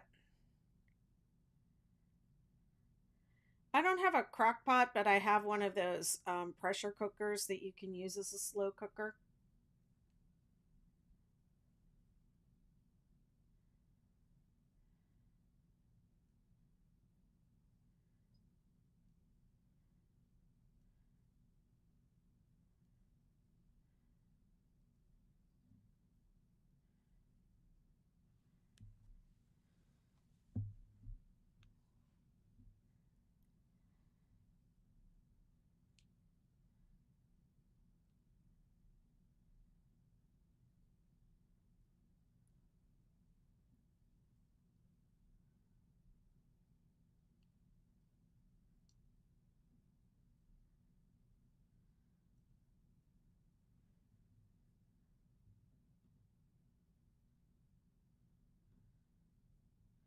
I never saw anyone crochet just like I do.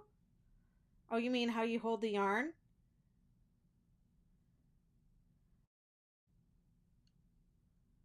Oh, wow.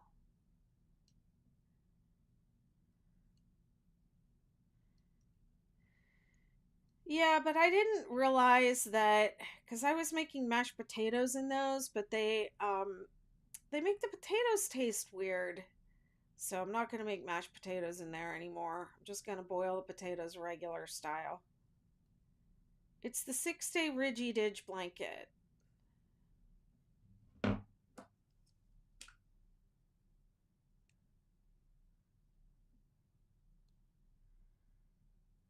You're welcome.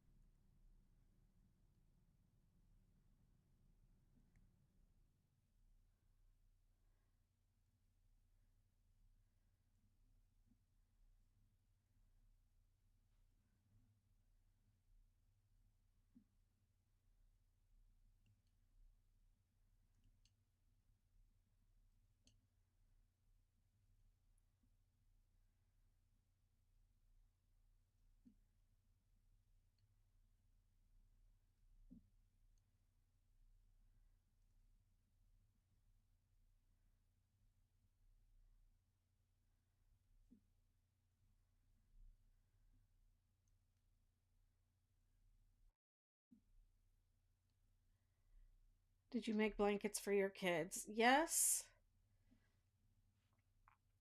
I've made a lot of blankets for my kids. I made a blanket for my daughter for her birthday this past year because she asked me for new bedding for her bed. So I got her a bunch of new bedding and I crocheted her a matching star blanket to go on her bed.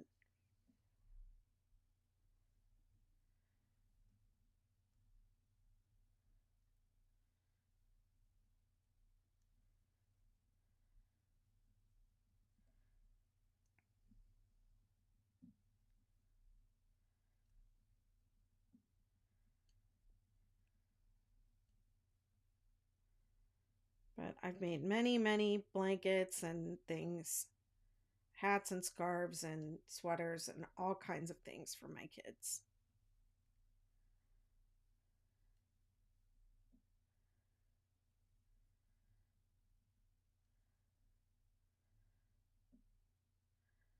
My daughter, just like my cooking, she will wear anything I make for her. In fact, she's always the one, if she sees me making something, will go, "Oh, is that for me?" She has a bunch of scarves and things and hats and things that I've made for her.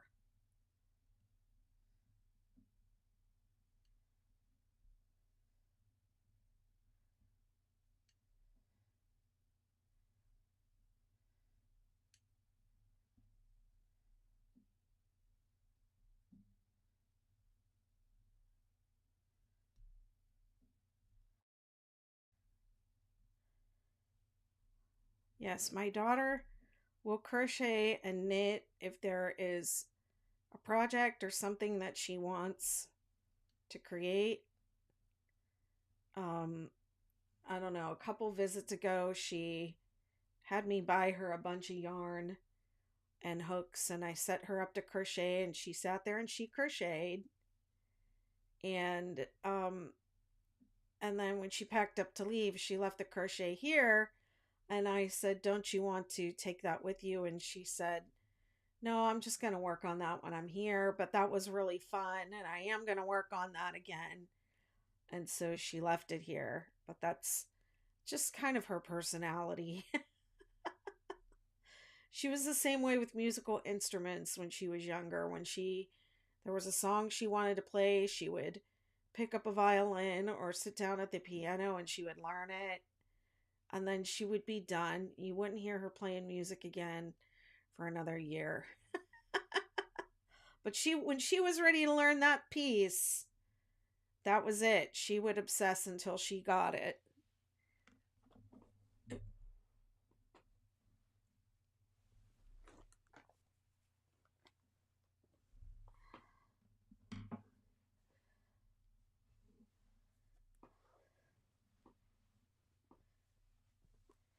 We had a lot of music and musical instruments in my house when they were growing up. We did. We played a lot of music together for a while there.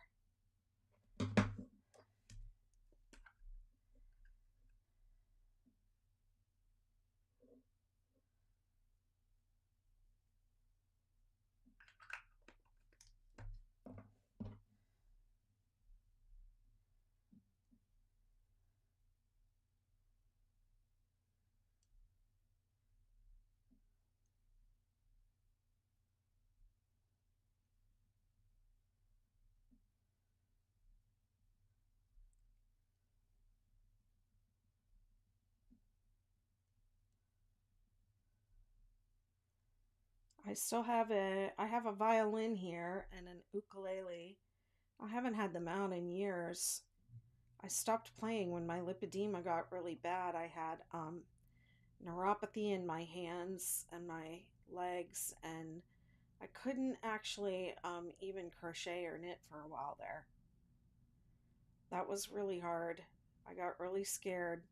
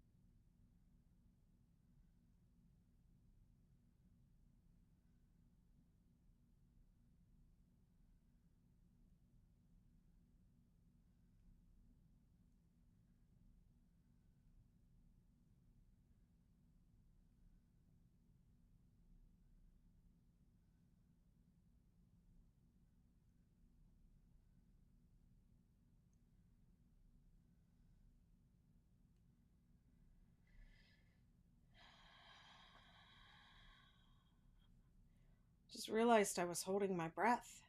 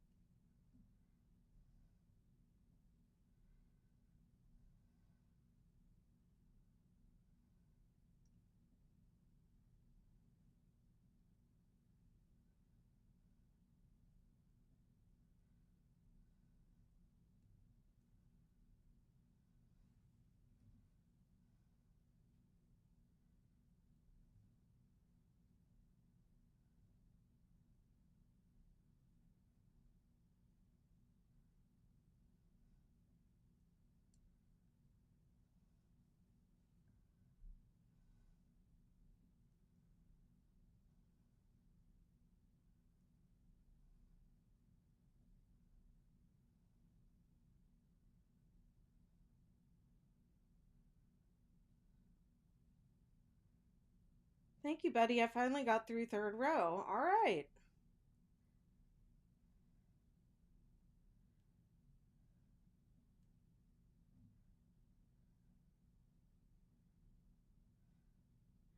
I'm watching hula videos.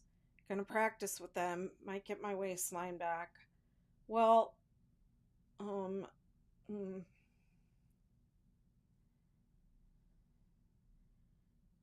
in hula dance, having a waistline isn't really valued. That's one of those cultural dance forms that all all bodies are celebrated, and of course, Polynesian genetics, uh, you know, are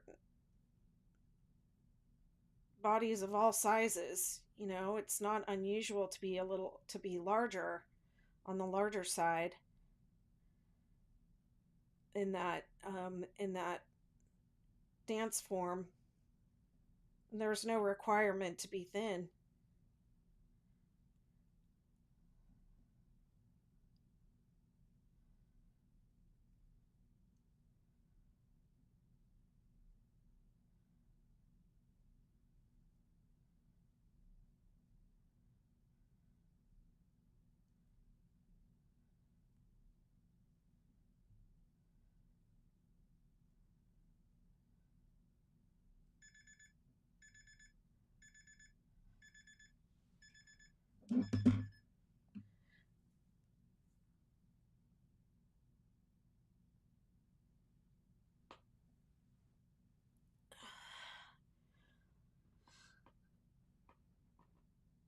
Hula dance really makes your legs strong because you're standing on bent legs a lot of the time.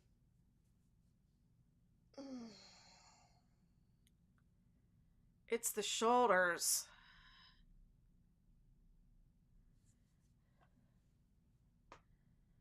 Now, sometimes I don't like doing stretches, like showing stretches in front of people because I'm hypermobile.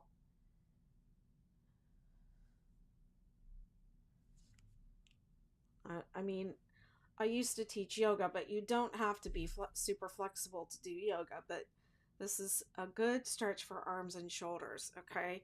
Put the right elbow inside the left elbow, okay? Keep your hands with your thumbs facing towards you. So don't twist around and try and do this.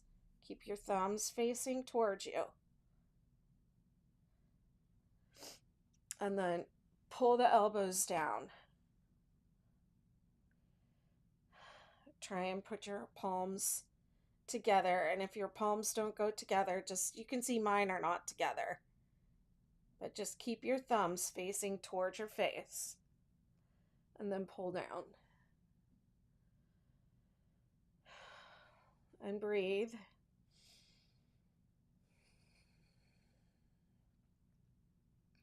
And then keep working the hands in towards the midline. So if they're coming out to the side, keep bringing them in towards the midline. And that should be a good stretch. And then switch. So put the left elbow inside the right elbow. Keep your thumbs facing towards you, towards your face. And then wrap the arms. This is Pat Jacobs got me back into my Bikram yoga practice.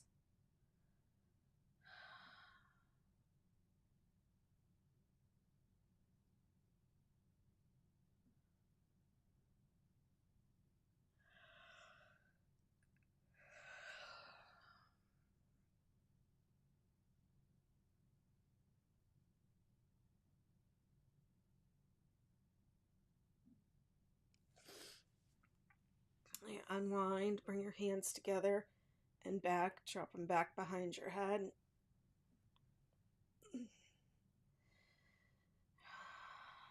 Deep breath.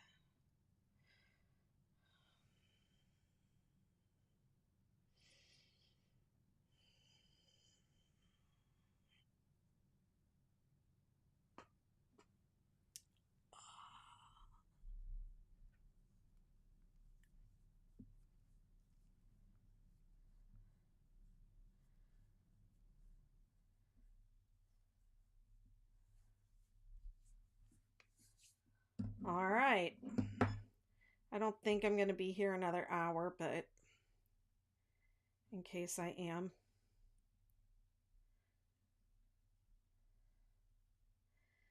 And those timers are good reminders to stretch, but they also help me stay focused.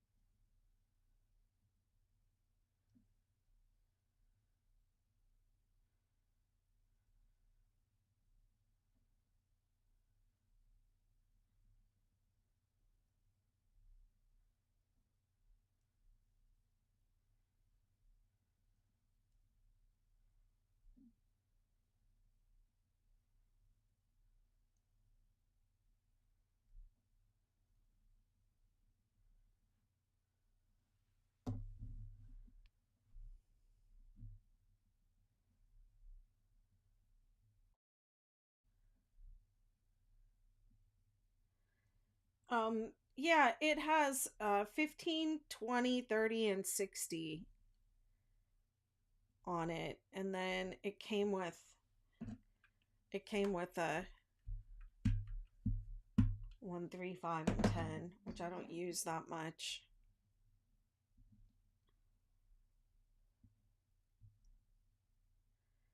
I mainly use the 30 and 60-minute one.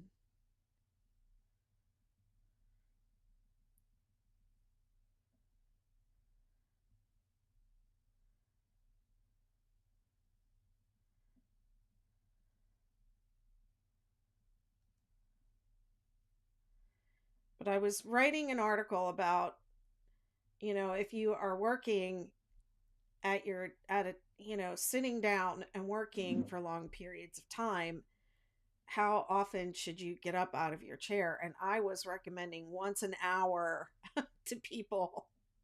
And I did some research, and the research was like once every 20 minutes.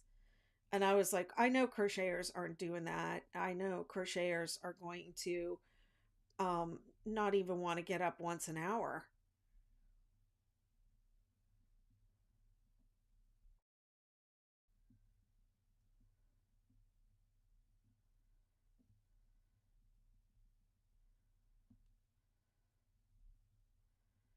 Well, I think a lot of us need reminders to get up and move.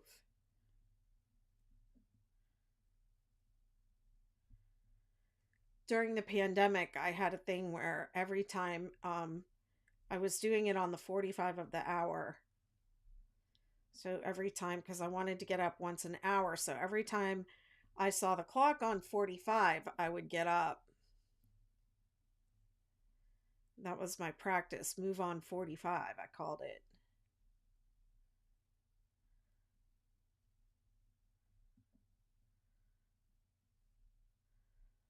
So I was doing that for a while because I was on Zoom calls constantly. So at 45 of the hour, I would just go off camera and I would get up and move around, not stay sitting in my chair that whole time.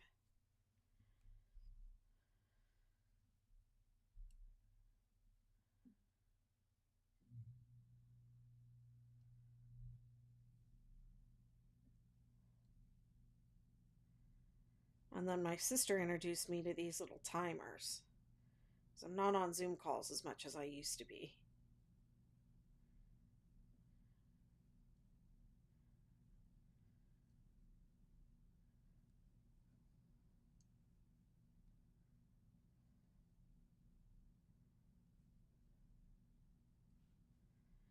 So if you get up on the 45 of the hour, then you're moving every hour. If you set a timer for 60 minutes and then you get up and move, then you're moving for 10 or 15 minutes. It's not really once every hour. Sometimes when you get crochet, you get a good momentum and you don't want to interrupt it, even though you should get up and stretch. Do you find that it's exactly what I'm talking about? It's because I think it's possible to harm ourselves, and I don't think it's good for our bodies to, even though yes, you get a good momentum going on a project where you're really like in a zone or in a groove, but the fact is you can always put it down and pick it back up.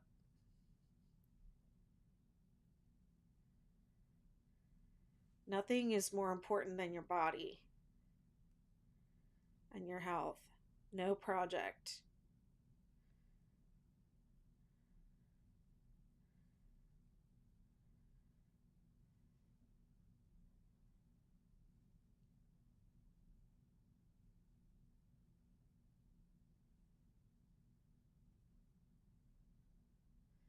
And I think that's what many of us love about crochet is we can just get lost in it.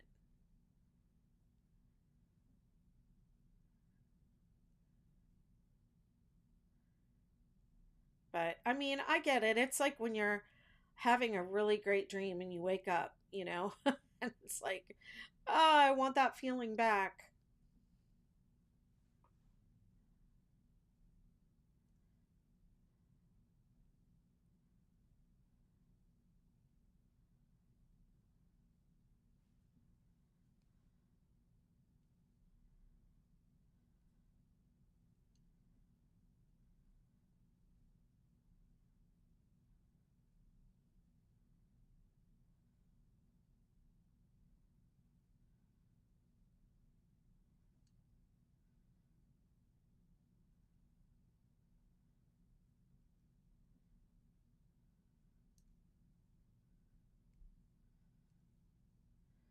Woohoo, I completed a whole stripe. You know what that means? I think I only have 5 stripes to go. Or maybe 6.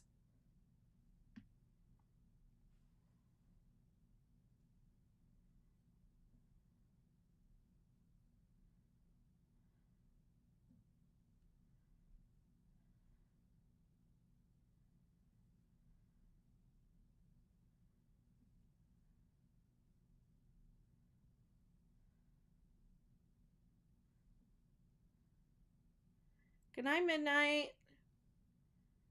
Have a good night. Glad you picked your star blanket back up.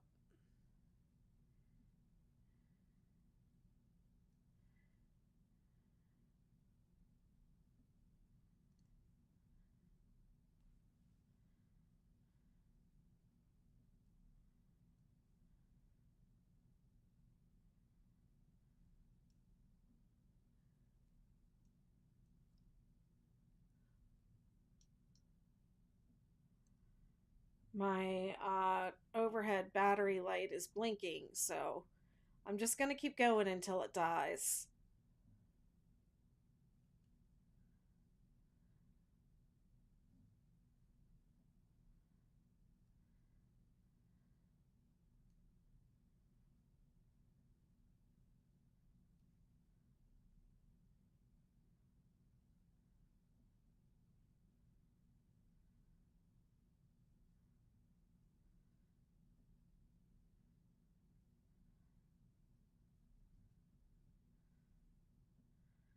When it dies, I'll be done.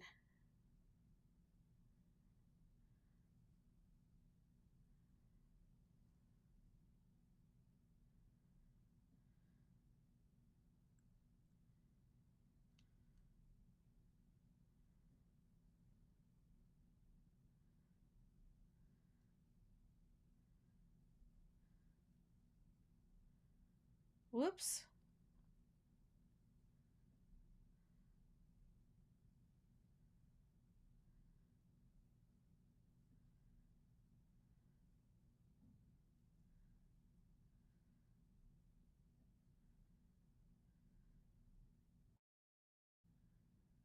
One more peek before my next color change, but I'm struggling to finish.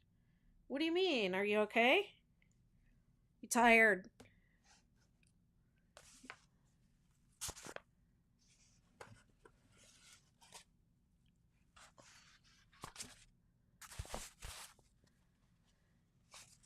Woohoo! It's Fjord next. I love this color. Fjord.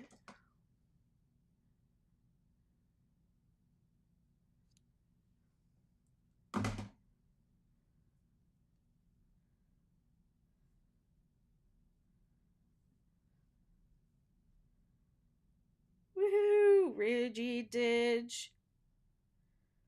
Ridgy Didge. So this is the first stripe of my last round of colors. Oops, sorry. Yeah. Oh man, I'm sorry. That's no good. Why do you have neuropathy in your feet? What's going on?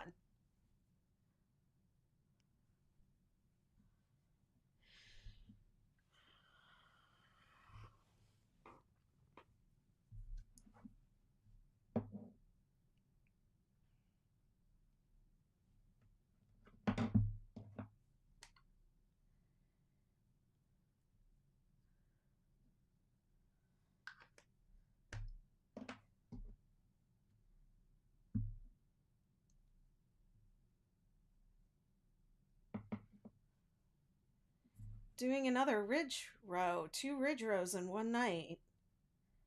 I always get excited about that when I do more than one whole stripe. I remember when I was sick, it was a struggle to just complete one entire stripe.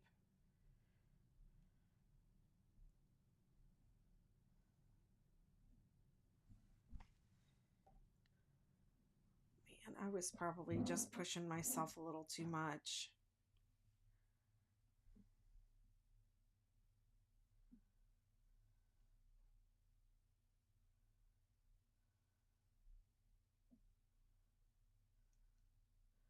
Thank you, Pam Pam.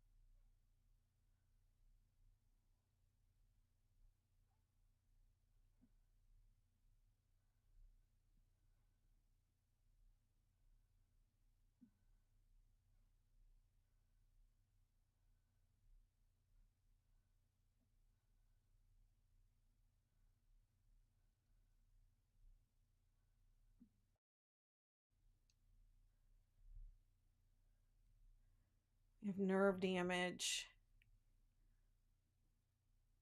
Oh, and sciatica.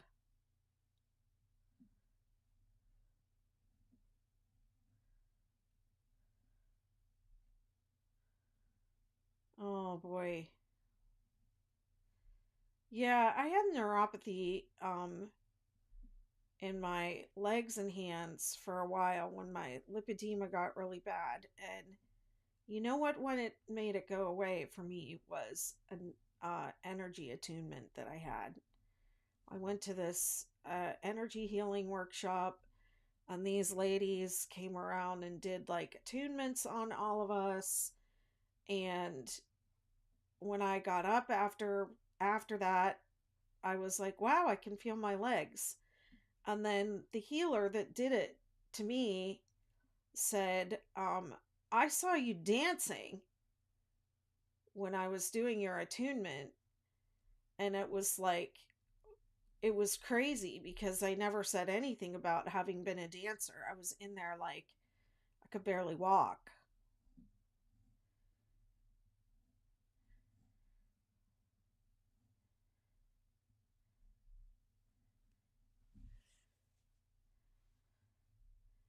So after that, I didn't have neuropathy anymore.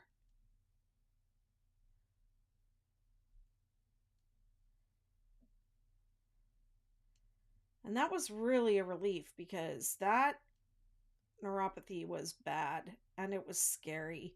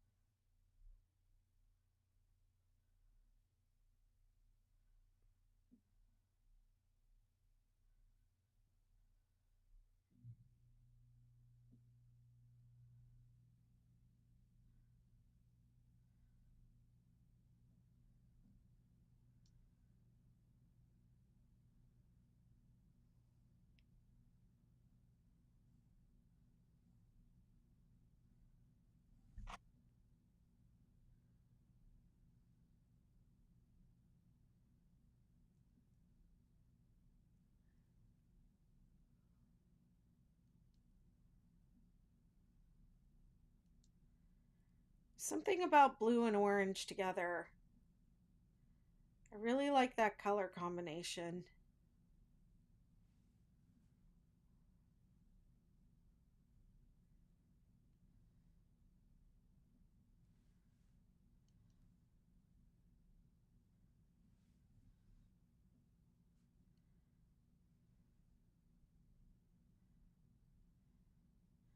I'm going to keep going until my battery dies.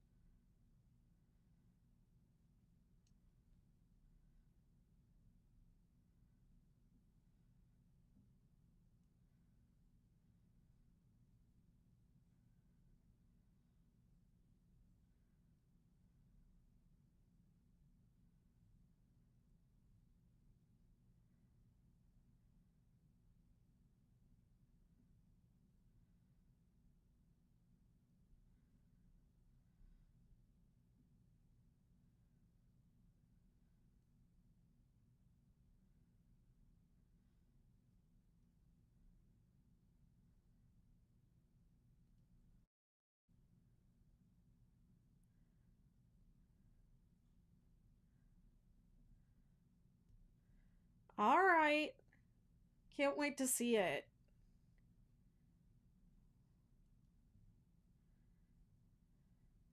So I'll see you in the morning on the call.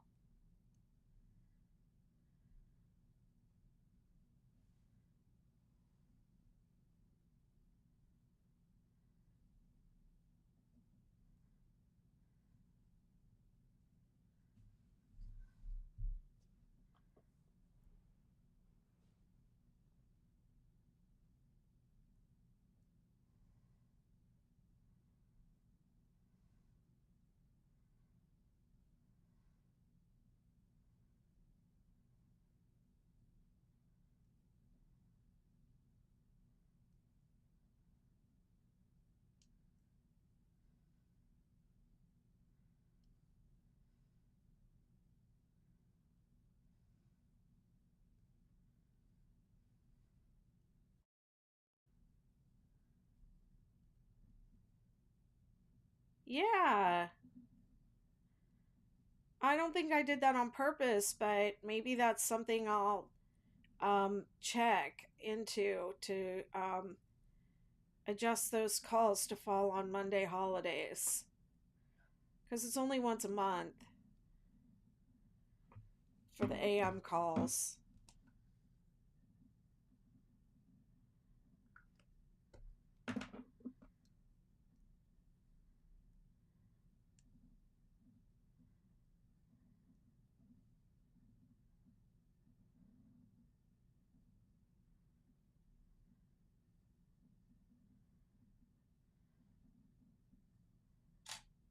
Oh, there goes my camera. So I guess this is why I've been stopping in the middle of the row. Because I've just been going until my camera dies. So let me just mark my... let me just mark it.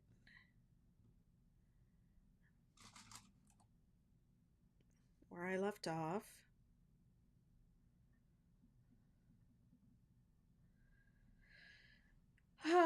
All right, my friends. And I will see the McKnitiverse citizens in the morning. And if you want to, if you're not a member of that and you want to come join us for our meetings, you can just go ahead and join at BettyMcKnitiverse.com. BettyMcKnitUniverse.com is another link that I have. Look at this. Wow, it's really big. We're getting there. We're getting there. We're getting there. Now I'm feeling like I feel like I made good progress tonight. Because this is the last round of colors. So I'll just do my little thing where I lay it out. I can turn this off.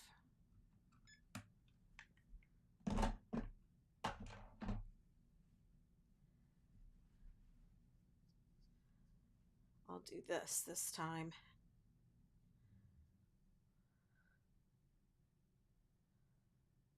Make a heart with a cheer. Scented Stitches Stitch Balm. The YouTubers can't see what I'm doing, but I like to do this at the end. So when I do the whatchamacall, the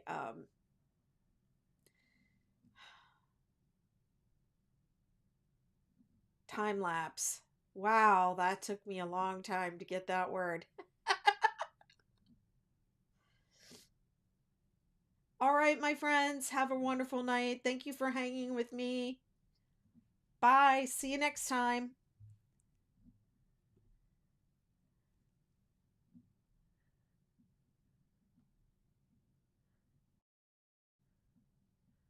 Whoops.